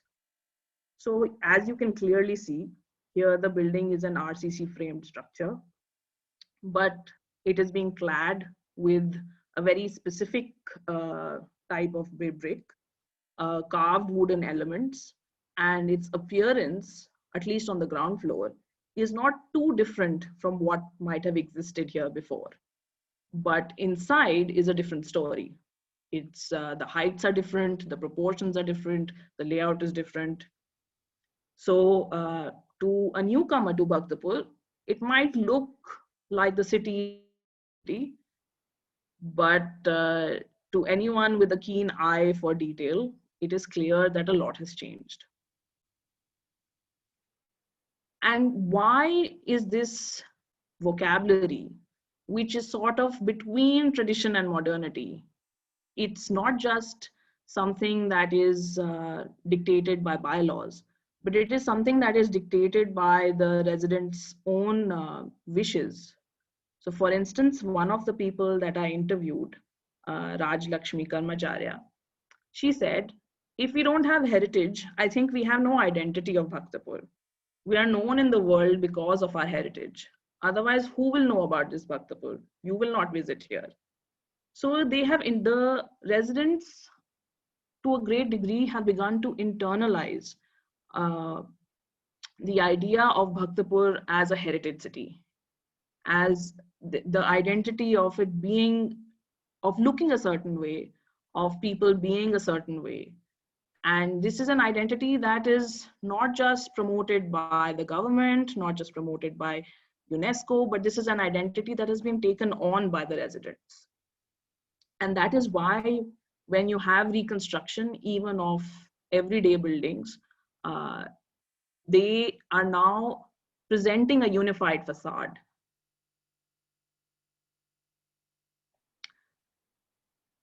The term Punarnirman is something that I'm sure a lot of you are familiar with. In Nepali, in Hindi, in Sanskrit, Punarnirman means to make again. It can refer to reconstruction, but it can also refer to redevelopment. Punarnirman has become one of the largest everyday words within whole of Nepal, of course. But in Bhaktapur, when you go, there's a poster saying Punarnirman on every building, every street. Something or the other is advertised as Punarnirman. So whether it is the relaying of a copper roof, whether it is someone relaying a copper roof on a temple which is existing. So bear in mind that this temple has not actually been reconstructed. It's just the roof that's been fixed. Whether it's large scale temple reconstruction going on in the background, whether it's being reassembling of individual fragments so that they can be reassembled as a temple, or whether it is houses that are being constructed. So a lot of houses that were destroyed in the earthquake are not being reconstructed in a sense. They are being constructed because the plot is divided into smaller plots depending on how many original owners want to rebuild, and the design is completely different. So we have various versions of what reconstruction is. Now I have divided this into 3 boxes, but it's very important to remember that these 3 boxes don't actually exist as 3 independent ideas. In fact, they're constantly overlapping with each other. So the first frame, which is the developmentalist frame, this is the frame where you're talking about everyday buildings, infrastructure, large scale development, roads. And this is the frame that is that can be seen in organizations like UNDRR, the Sendai framework from 2015. And this is the frame which talks about ideas like building back better. So making things better than they were before. The ideas of sustainability and resilience, all of these ideas come within a developmentalist frame. Then we have the conservation frame. This is a frame I'm sure a lot of you are quite familiar with. Here the frame is an emphasis on material authenticity, an idea of historicity. You have organizations like ICOMOS, UNESCO. You have things about what needs to be saved, how does it need to be saved, and it's very, very clear, specifically in the case of a UNESCO World Heritage Site, how things should be made again. And then there's the third frame. That's the frame of renewal. Here the emphasis is, here the emphasis is on cycles of decay, and reconstruction is more of an everyday quotidian practice. Reconstruction is seen almost as a way of maintenance and as a way of improvement. And a lot of renewal and reconstruction done under this frame is carried out by informal governance or traditional governance or community governance. So for example, the Guthi systems that were talked about yesterday. Now, a lot of the heritage reconstruction that's going on in Bhaktapur cannot neatly be put in one of these boxes, but often negotiates between all 3, with one box being more clear in one heritage site and another being more clear in the other. So for example, you can find in a lot of streets of Bhaktapur, the idea of reconstruction as development. So here, reconstruction means works that relate to economic, social, and physical development, new construction, and the reconstruction of the damage caused by the earthquake in a sustainable, resilient, and planned manner. So here the focus is on, as you can see, there is very little that can be called traditional in this building. But on closer look, you can see that you have brick facades, you have carved elements. So there are still echoes of something which vaguely one could identify as being traditional, even though nothing of the plan, nothing of the elevation is actually what one would identify as a typical Nevari, typical traditional Bhaktapur house. Here you can find different structural guidelines, mixing guidelines, and a very, very technical idea of how things should be rebuilt. Compared to the ideas of reconstruction as conservation, where there is great debate on whether something should be reconstructed, how it should be reconstructed. So in Bhaktapur, if you can see this white building has been not been constructed since 2015, even though funds were raised for it, because the municipality wants to construct it in its 1600, 1800 style and erase this layer of history altogether. And UNESCO has been quite adamant about maintaining this as a valid layer of history. This temple that is being shown, so this is the contractor that is working on this temple, and this is a student of conservation who has made the temple as a model. This model actually represents a temple that doesn't currently exist. It is a design that existed pre-1934. So it is something that was rebuilt in a smaller way, in a very different way, but now is being rebuilt as it might have existed before 1934. It is to be noted that there are not very many drawings from that period. So a lot of this is conjecture, and a lot of this is an imagination based on 2 photographs and 3 paintings. So there is, of course, a lot of debate on whether this is reconstruction or whether this is a destruction of a historic layer. And a lot of these cases are going on in Bhaktapur.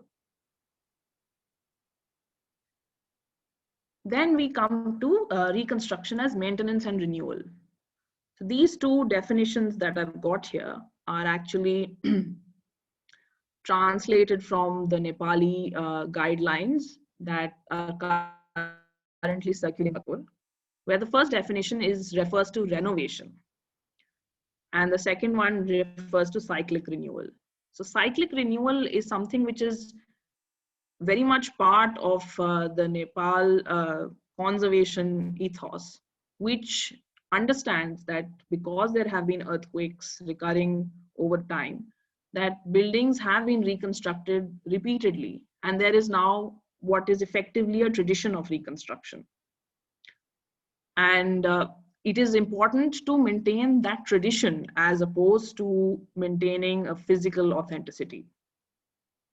Renovation is something which is quite interesting because it sits somewhere between ideas of restoration that you might be familiar with, but it's not purely that. It's also about improvement. So renovation sits somewhere between reconstructing something exactly as before and improving it so that it's stronger or better or bigger than before. To explain how the 3 frames of reconstruction and ideas of tradition and modernity work, I wanted to cover 2-3 examples. The first example is the Indrayani temple in Bhaktapur, which is just outside the Darbar Square, which is the central, most important tourist square within the city. So if you can see on the corner, there is a light pink gate, which is the entrance to the Darbar Square. So this temple is just outside the Darbar Square, which makes it quite visually prominent, but it's not the most important tourist site. Currently, reconstruction is going on. This image is from earlier this year, February 2020.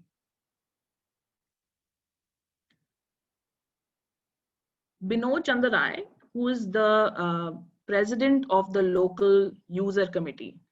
So while previously we had the Guthi system, which would take up reconstruction of local temples, the municipality in Bhaktapur has actually been encouraging local user committees, which are formed for each community reconstruction project. So for each heritage reconstruction project or a community building project, a committee of 11 locals is constituted, sometimes it's 12, and there is a president and a treasurer who takes care of all the expenditures of the project, and the committee is in charge of the project. So rather than going for a contractual system, which is what is going on in the rest of Kathmandu and some of part in Lalitpur, in Bhaktapur, the focus is very much on involving local community members to carry out reconstruction. So Binod Chandarai, who's the president of the committee that has been constituted for the Indrayani temple, he says that we had requested to reconstruct the Indrayani temple much before the 2015 earthquake. And we didn't just request the municipality, but also the Department of Archaeology. This temple didn't even come close to being called a temple. When we picture a temple, there's a certain image in our minds. It was built so negligently after 1934 that we wanted to remake it in its original temple form. So in this photograph, which is actually from June 2019, the temple was standing. So it wasn't actually damaged even in the earthquake. They had planned to demolish and reconstruct it much before. And in fact, the earthquake actually interrupted their plans because it was not a priority in reconstruction, having not been destroyed in the earthquake. But it had been destroyed in 1934 and reconstructed after. But the locals don't seem very happy with this reconstruction. Possibly because some of the traditional ideas of what a temple should look like were not fully carried out here. This project was carried out by the Bhaktapur Development Project by the German interventions. And not too many pictures exist of it before 1934. So no one actually knows what it might have looked like before 1934. So finally in 2019, they got the funds and the approvals to demolish the temple. So here this temple is being demolished after the proper ceremonies to move the deities and the bhajans were carried out for almost a month. And a lot of these people are actually volunteers who volunteer their labor as part of the reconstruction. So by February 2020, this is what it looked like. As you can see, it's now a combination of traditional processes and not so traditional processes. I'll get into that here. So in this first picture, what you can see is the idol that was retrieved from the original temple. So this idol is said to be over 400 years old. So this idol has not been changed, but the stone frame around it has been recarved and it's larger. And if you can just see on the edges, actually it's modern glue.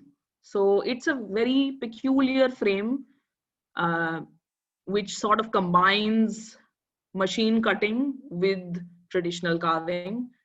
Some of the elements have been glued on, which certainly is not a traditional approach. But the actual idol within it is still very much restored and kept exactly as it is. It's not been cleaned even because that needs to be done by a very specific person. The second photograph is the metal door. So now historically you would not have a metal door in the Indrayani temple, but they felt that it could be grander. It's actually wider because often they have to take a small scale chariot inside the temple, and the narrow door has often proved to be a problem for people to move the chariot from in and out the temple. So the temple doors proportions have changed, the materials have changed, and of course the door is completely new. But it still bears a lot of the traditional motifs. And in the third picture is one of the most peculiar things that is happening, not just in Bhaktapur, but definitely most prominently in Bhaktapur, which is the introduction of lime. Now, lime is not a historically traditional material in Nepal. There is a lot of lime plaster that was brought in during the early 20th century. But as a mortar, it has not been used too much. Occasionally, mostly because it's not locally easily available. This lime currently being used has been imported from India. In fact, craftsmen from Rajasthan and Madhya Pradesh have often come to give training to Nepali masons and Nepali earth workers. And what is also interesting to see that the mixing of the lime is being done in a way the mud mortar is mixed often. So the traditional knowledge of people is now being adapted to what is essentially a modern material in Nepal. So while we in India have been used to thinking about lime as one of the traditional materials, in Nepal it's definitely not as widespread a traditional material. And this building currently, which was historically made using mud mortar, is now being used using lime mortar. So just to recap, we now have addition of glues, addition of stone elements, changing of materials, changing of proportions, changing of plans, and changing of technologies. But some things look very, very much like they might have looked. And once this building is up, it's entirely possible for a tourist to not recognize it as being entirely modern, but as something which is actually quite traditional. The second example is the Vatsala Durga temple. So once you move into the Darbar Square, this temple is actually now complete. These photographs are from July 2019. This temple has been reconstructed, at least in record, 3 times. So this is actually the 4th iteration of the Vatsala Durga temple. There are pictures of it going back to the early 19th century. There are pictures of it which are based on drawings made in 1930s, 1950s, 1970s. So it's one of the most well-documented temples in Bhaktapur. And through being so well-documented, it has become heritage. So from it being a temple that was part of the traditional fabric, it's now become something which is almost a monument, because the priest has not visited the temple in almost a year. Pujas are held very occasionally, but tourists are always taking photographs of this temple. So what has happened is that from temple, this building has become a semi-monument.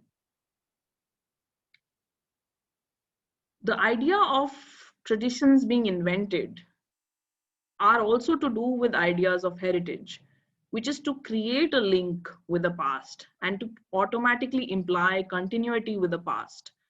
And this is not always neutral.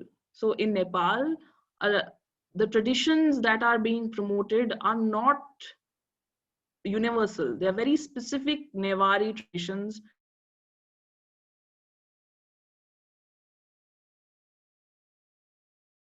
idea of what Bhaktapur should be. So all layers of Bhaktapur are not being preserved, are not being protected, but specific things are.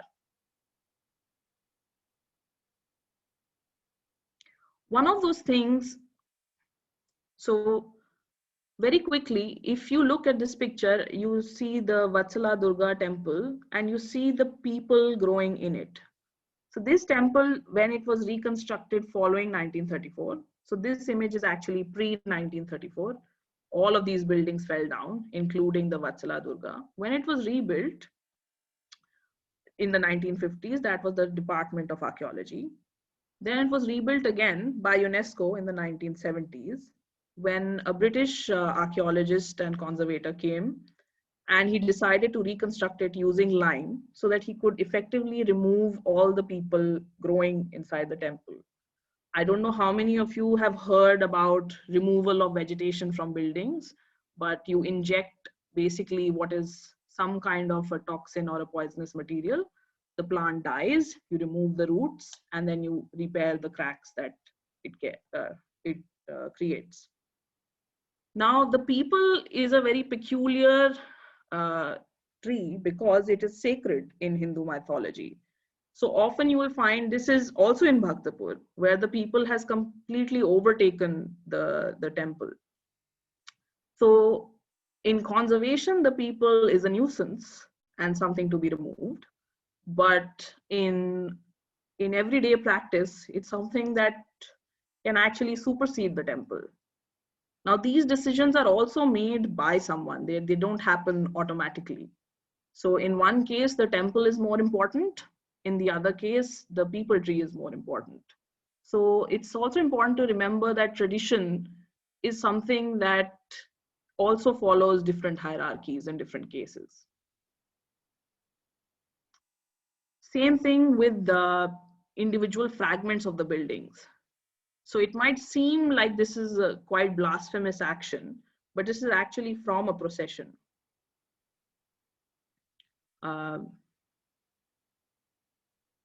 Sorry, 1 second. Yeah, so this alcohol seems like, oh my God, it's on top of a temple, but it's actually alcohol that's consumed during a procession. So it's actually a thing that is given to the fragment while it's down. So it's an offering in a sense. I found it extremely strange when I was there in the first months, but I came to understand that a lot of practices that are traditional aren't very easily decodable by people who are outsiders, such as myself. And some fragments are less important. So often you would find tourists sitting on the fragments that were lying around on site. And then some fragments become part of the museum itinerary. So fragments from previous reconstructions are removed and now placed and displayed as objects.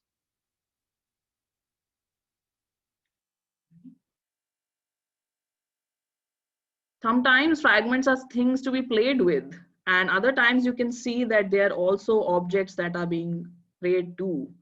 So you find weird juxtapositions of tradition where, since these are idols, someone is being praying to them. But since they're on the ground, they can be played with and interacted with in a completely different way. And eventually they'll be reinstalled. And finally, a very quick recent case of the Nyata Pola temple, which is one of the most prominent and the sacred sites within Bhaktapur, and clearly the biggest, most iconic structure, which was not reconstructed fully, but it was, a lot of its roofs have been replaced. The tiles needed to be fixed and a bunch of cracks. Women normally were not laborers in Bhaktapur. It's not a traditional practice. But these are all volunteers. And once the corona restrictions were lifted in Bhaktapur, they wanted to finish it before the monsoons. So they needed a lot of labor very, very quickly to work together. And here, if you notice, the traditional mud is being used for the roofing. So for some buildings, traditions are clearly more important than for others. And definitely for roofing practices, they will still use mud. So here you have a bunch of local volunteers, women volunteers, working together. And it's interesting to note that traditionally, they would not be allowed inside the building. Only one family has been allowed according to the local traditions. Only one family generally gets to go inside and do the prayers. The actual deities are not seen by any of these people working on the temple. But temporarily, because reconstruction is happening, they all are part of the building, which is a new semi-permanent tradition, which once the building is finished, which it has been, is going to go back to not being accessible to anyone.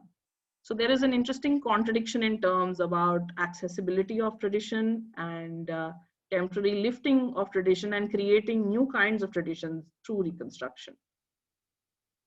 That's the end of my presentation. If anyone needs to discuss something in detail, you can always email me and I'll take questions. Thank you, Vanika. There's a question by Poonam Mascarenas about how will these new interventions shape the dialogue on conservation within the context of World Heritage Site and e-commerce charter? That's a good question. So there is a lot of tension between what is going on in Bhaktapur and what ICOMOS International considers acceptable. And Bhaktapur municipality is very clear about their position. They don't consider ICOMOS to be the organization to dictate what they do with their heritage, which is sometimes interesting because it brings out, it still is a World Heritage Site, so it does need to adhere to some of the World Heritage norms. But Bhaktapur has earlier not accepted international funding, so they've funded their own reconstruction to the point where they try to maintain their independence, not just internationally, but also within the country. So it's a this reconstruction has become a way to assert their independence in a way. So there is a Nepal charter, but and the Department of Archaeology's branch office in Bhaktapur is aware of it, but it is used very, very conveniently. Thank you. I have a question for the case example which you have shown where an unprotected temple was dismantled and it was reconstructed. So what is the situation of reusing of old materials? So in case of listed heritage buildings, there is a blanket rule which is a little absurd that 25% original material is to be used. Now, what this material is, how it's being used, who is monitoring whether it's 25% is all up for discussion. And so it's a thumb rule that sometimes people just use. Sometimes the older brick gets crushed into mortar aggregate. Sometimes the brick is cleaned very meticulously. But each project, it depends on how they want to reuse, whether they want to reuse, and sometimes they sell it to another project. So it's very variable. But what is the community perception? Do they like to keep, because in many of the cases in India, whenever there is a reconstruction, they would discard all the construction material and just keep the idols. So with the stone temple, the Vatsala Durga, they kept, I think, almost a lot of the material because it was salvageable. And a lot of the material was carved very intricately. So not just the idols, but also some of the other carved elements. But with brick, the situation is very different because a lot of brick can then be used as filler brick or brick in the interiors or brick as mortar. So it's also a question of how the material itself gets impacted during the earthquake. Thank you, Vanika, for the wonderful insight and all the new approaches in the reconstruction in Nepal. I will now hand over the mic to Dr. Vishakha to start the concluding program. Yeah, thank you, Vanika. Seeing you after a long time and hearing how your PhD is progressing was really very refreshing. And I will speak about it a little later. but we have my task of repertorying was little more difficult because I was listening, addressing to few things, and then trying to take my notes at the same time. So surely the repertorying will be done more religiously post the workshop, but I have tried my best to do justice to the journey that we have traveled over the 2 days. We began our journey with welcome remarks from Dr. Vaishali Latkar and the inaugural address by Naveen Piplani, who is also the president of ICOMOS India, who not only introduced ICOMOS India to the members who had members of this e-seminar, but also expressed his pleasure that audience comprises of students from leading institutes in India who have been imparting education in heritage and conservation studies. It was my pleasure that the attendees are largely students, and more than 100 students have come up on one platform who are participating from the 6 institutes. So I take this and I am saying this with a lot of pride. Uh, uh, if you really look back at the journey that we have traveled in last 2 days, then we have really traveled a huge geographical distance, right from the Himalayas to Kanyakumari and far east to Japan. But I think the representation in terms of European examples, African examples, Middle East and America somehow came only in the form of exposures that the speakers had and very less to do with actual case studies. So maybe in the next training program, which is being organized, this aspect is taken care of.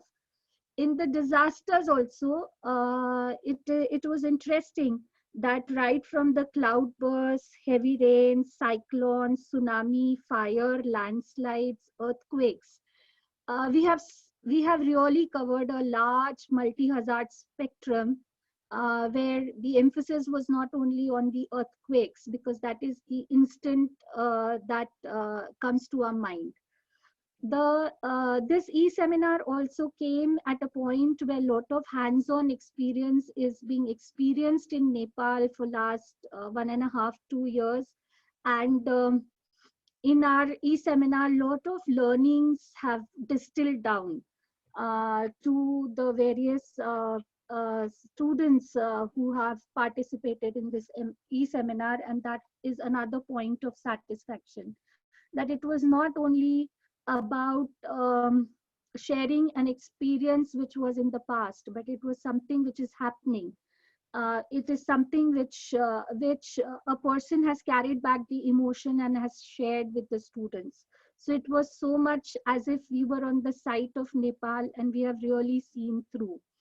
Uh, it, uh, we began with the first talk by Dr. Rohit Jigyasu on cultural heritage as an asset for reducing disaster risk and building resilience. In his presentation, he interestingly addressed all structures that survived as disaster survivors. He explained how heritage structures and open spaces associated with it become an emergency refuge, and highlighted how utilizing traditional management systems aid in emergency preparedness and response. He concluded with a very important observation that attempts should be made to recover scientific aspects of traditional knowledge and traditional aspects of scientific knowledge.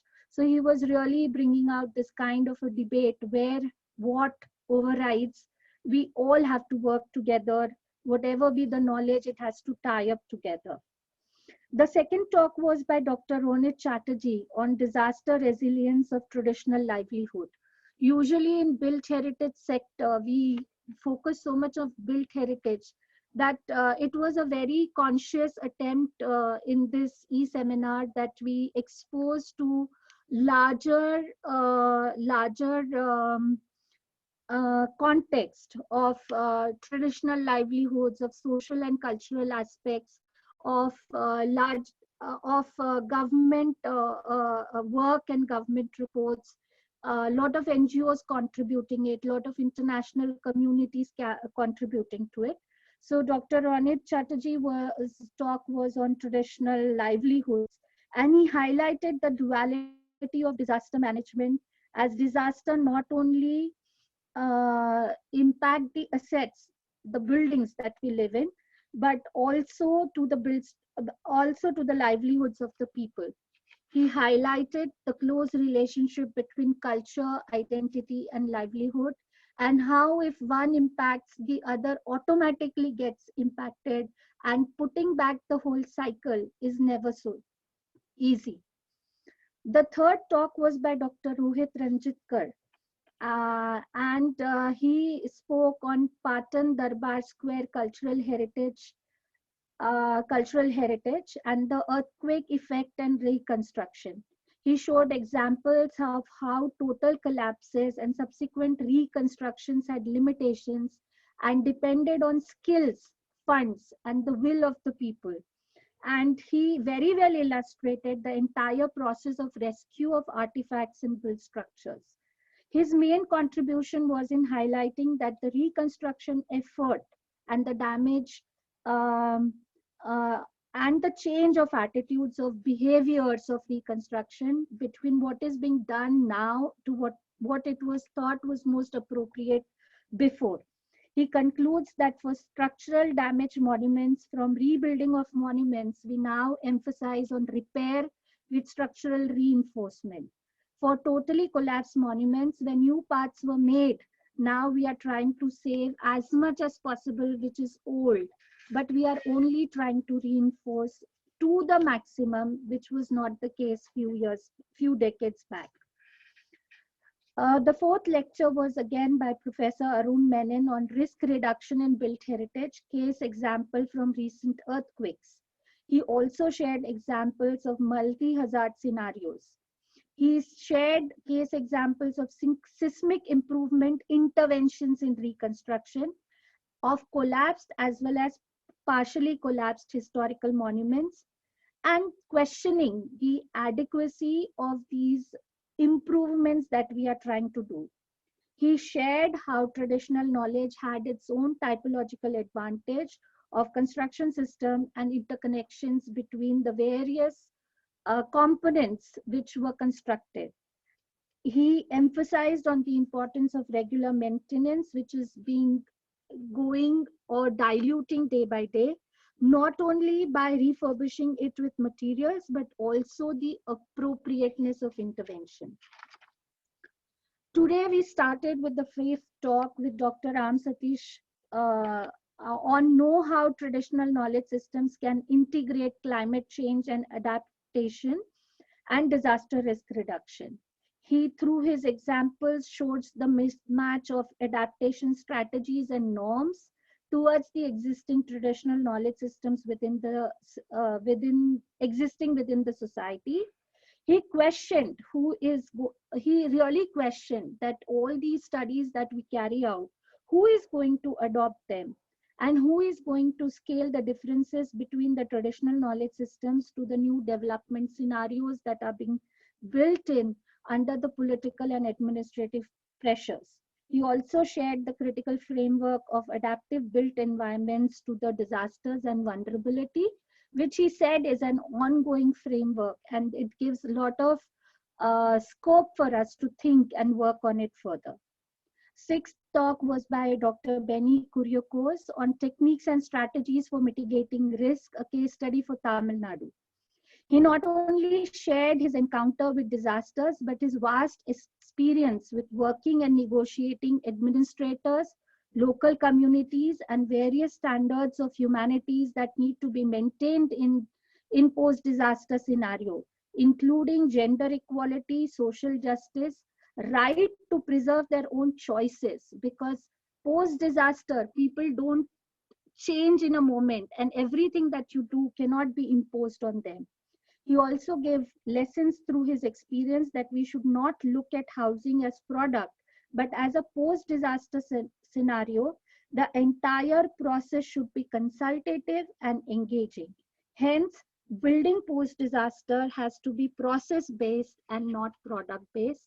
And because he's implemented it it is a very good insight to what struggles, how much time it takes, and how it actually benefits the people for whom we are trying to do the intervention. Seventh talk was by Dr. Kim on sustainable and creative adaptation of traditional knowledge on fire mitigation and historic sites.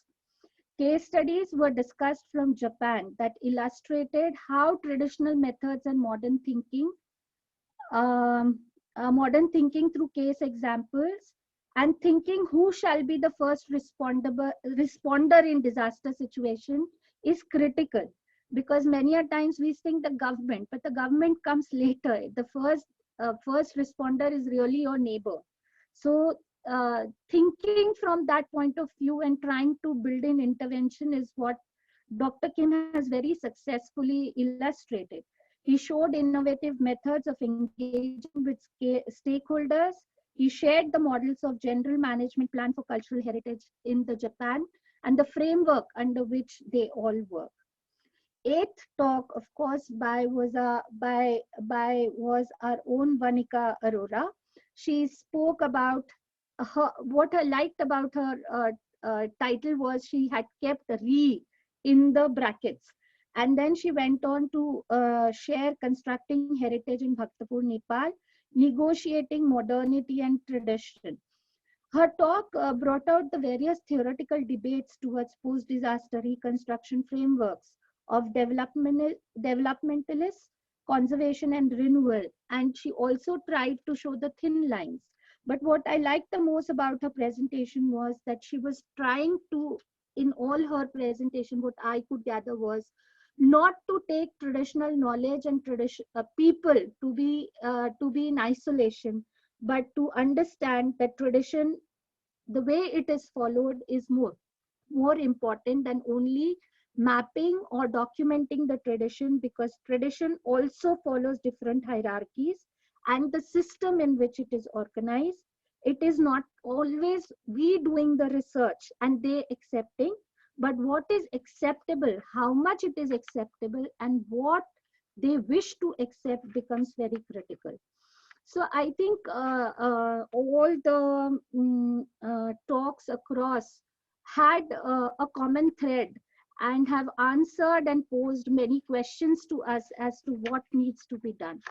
I request Shalini Dasgupta, Secretary ICOMOS India, to kindly extend our vote of thanks as organizers today. And before I hand over the mic to you, Shalini, I really want to say, because I am always the person who is thanking everybody, but today for relief, I am not the one. Nobody thanks the person who thanks everybody. So I would wish to thank you first. Thank you so much for being with us in the entire journey.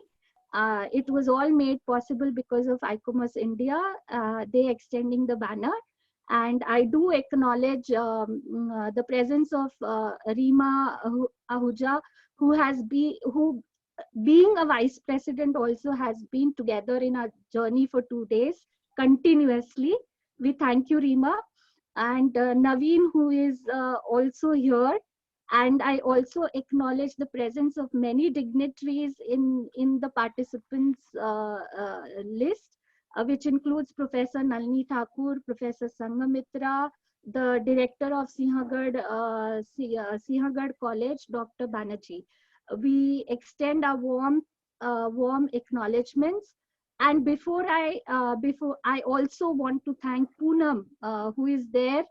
Actually, Poonam, sorry, we had to work together.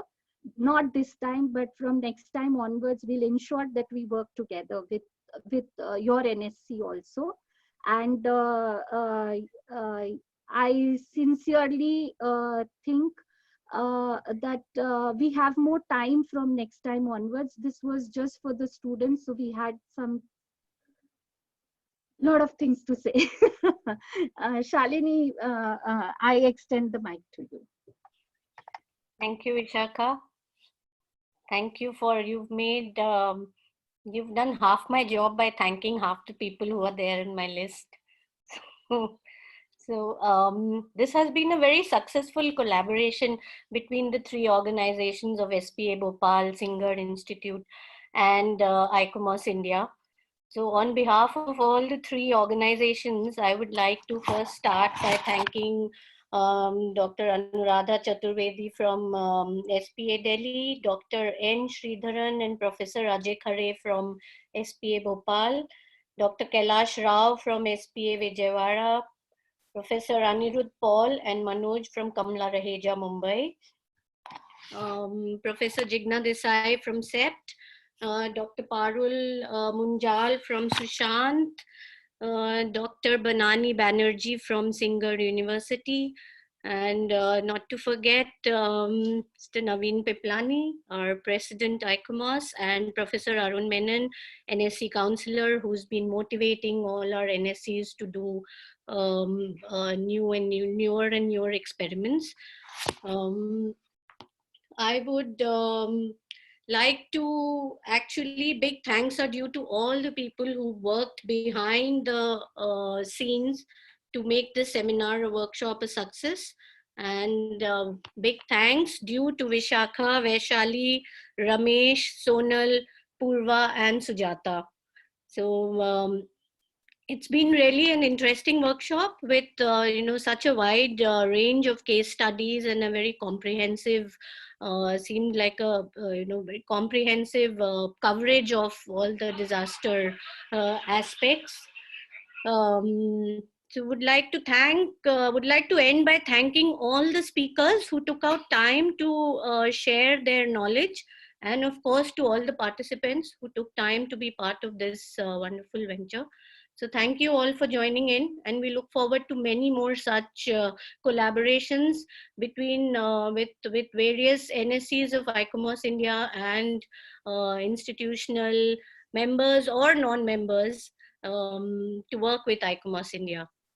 Yeah. Thank you very much. Thank you all. Thank you, Shalini. And before we end today's session, two humble requests.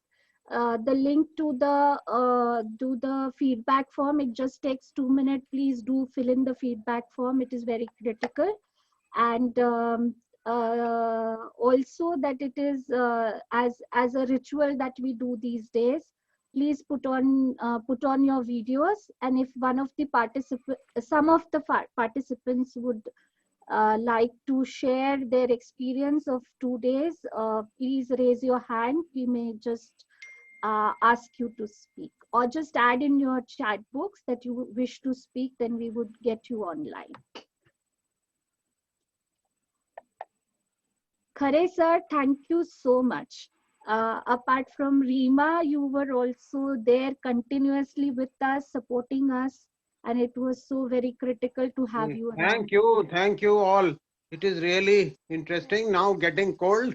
I have just reached home and started wearing muffler and all. Yeah.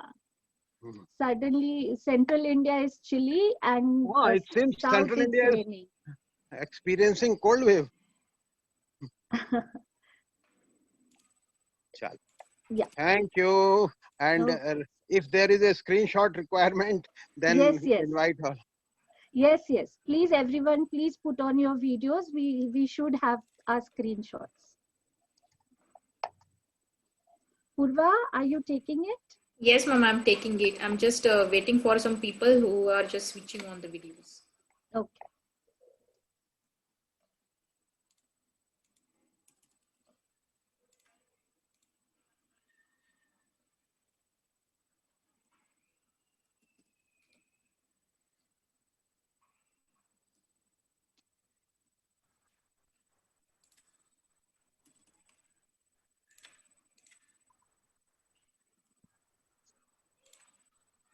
Yes, I have taken screenshots. Great.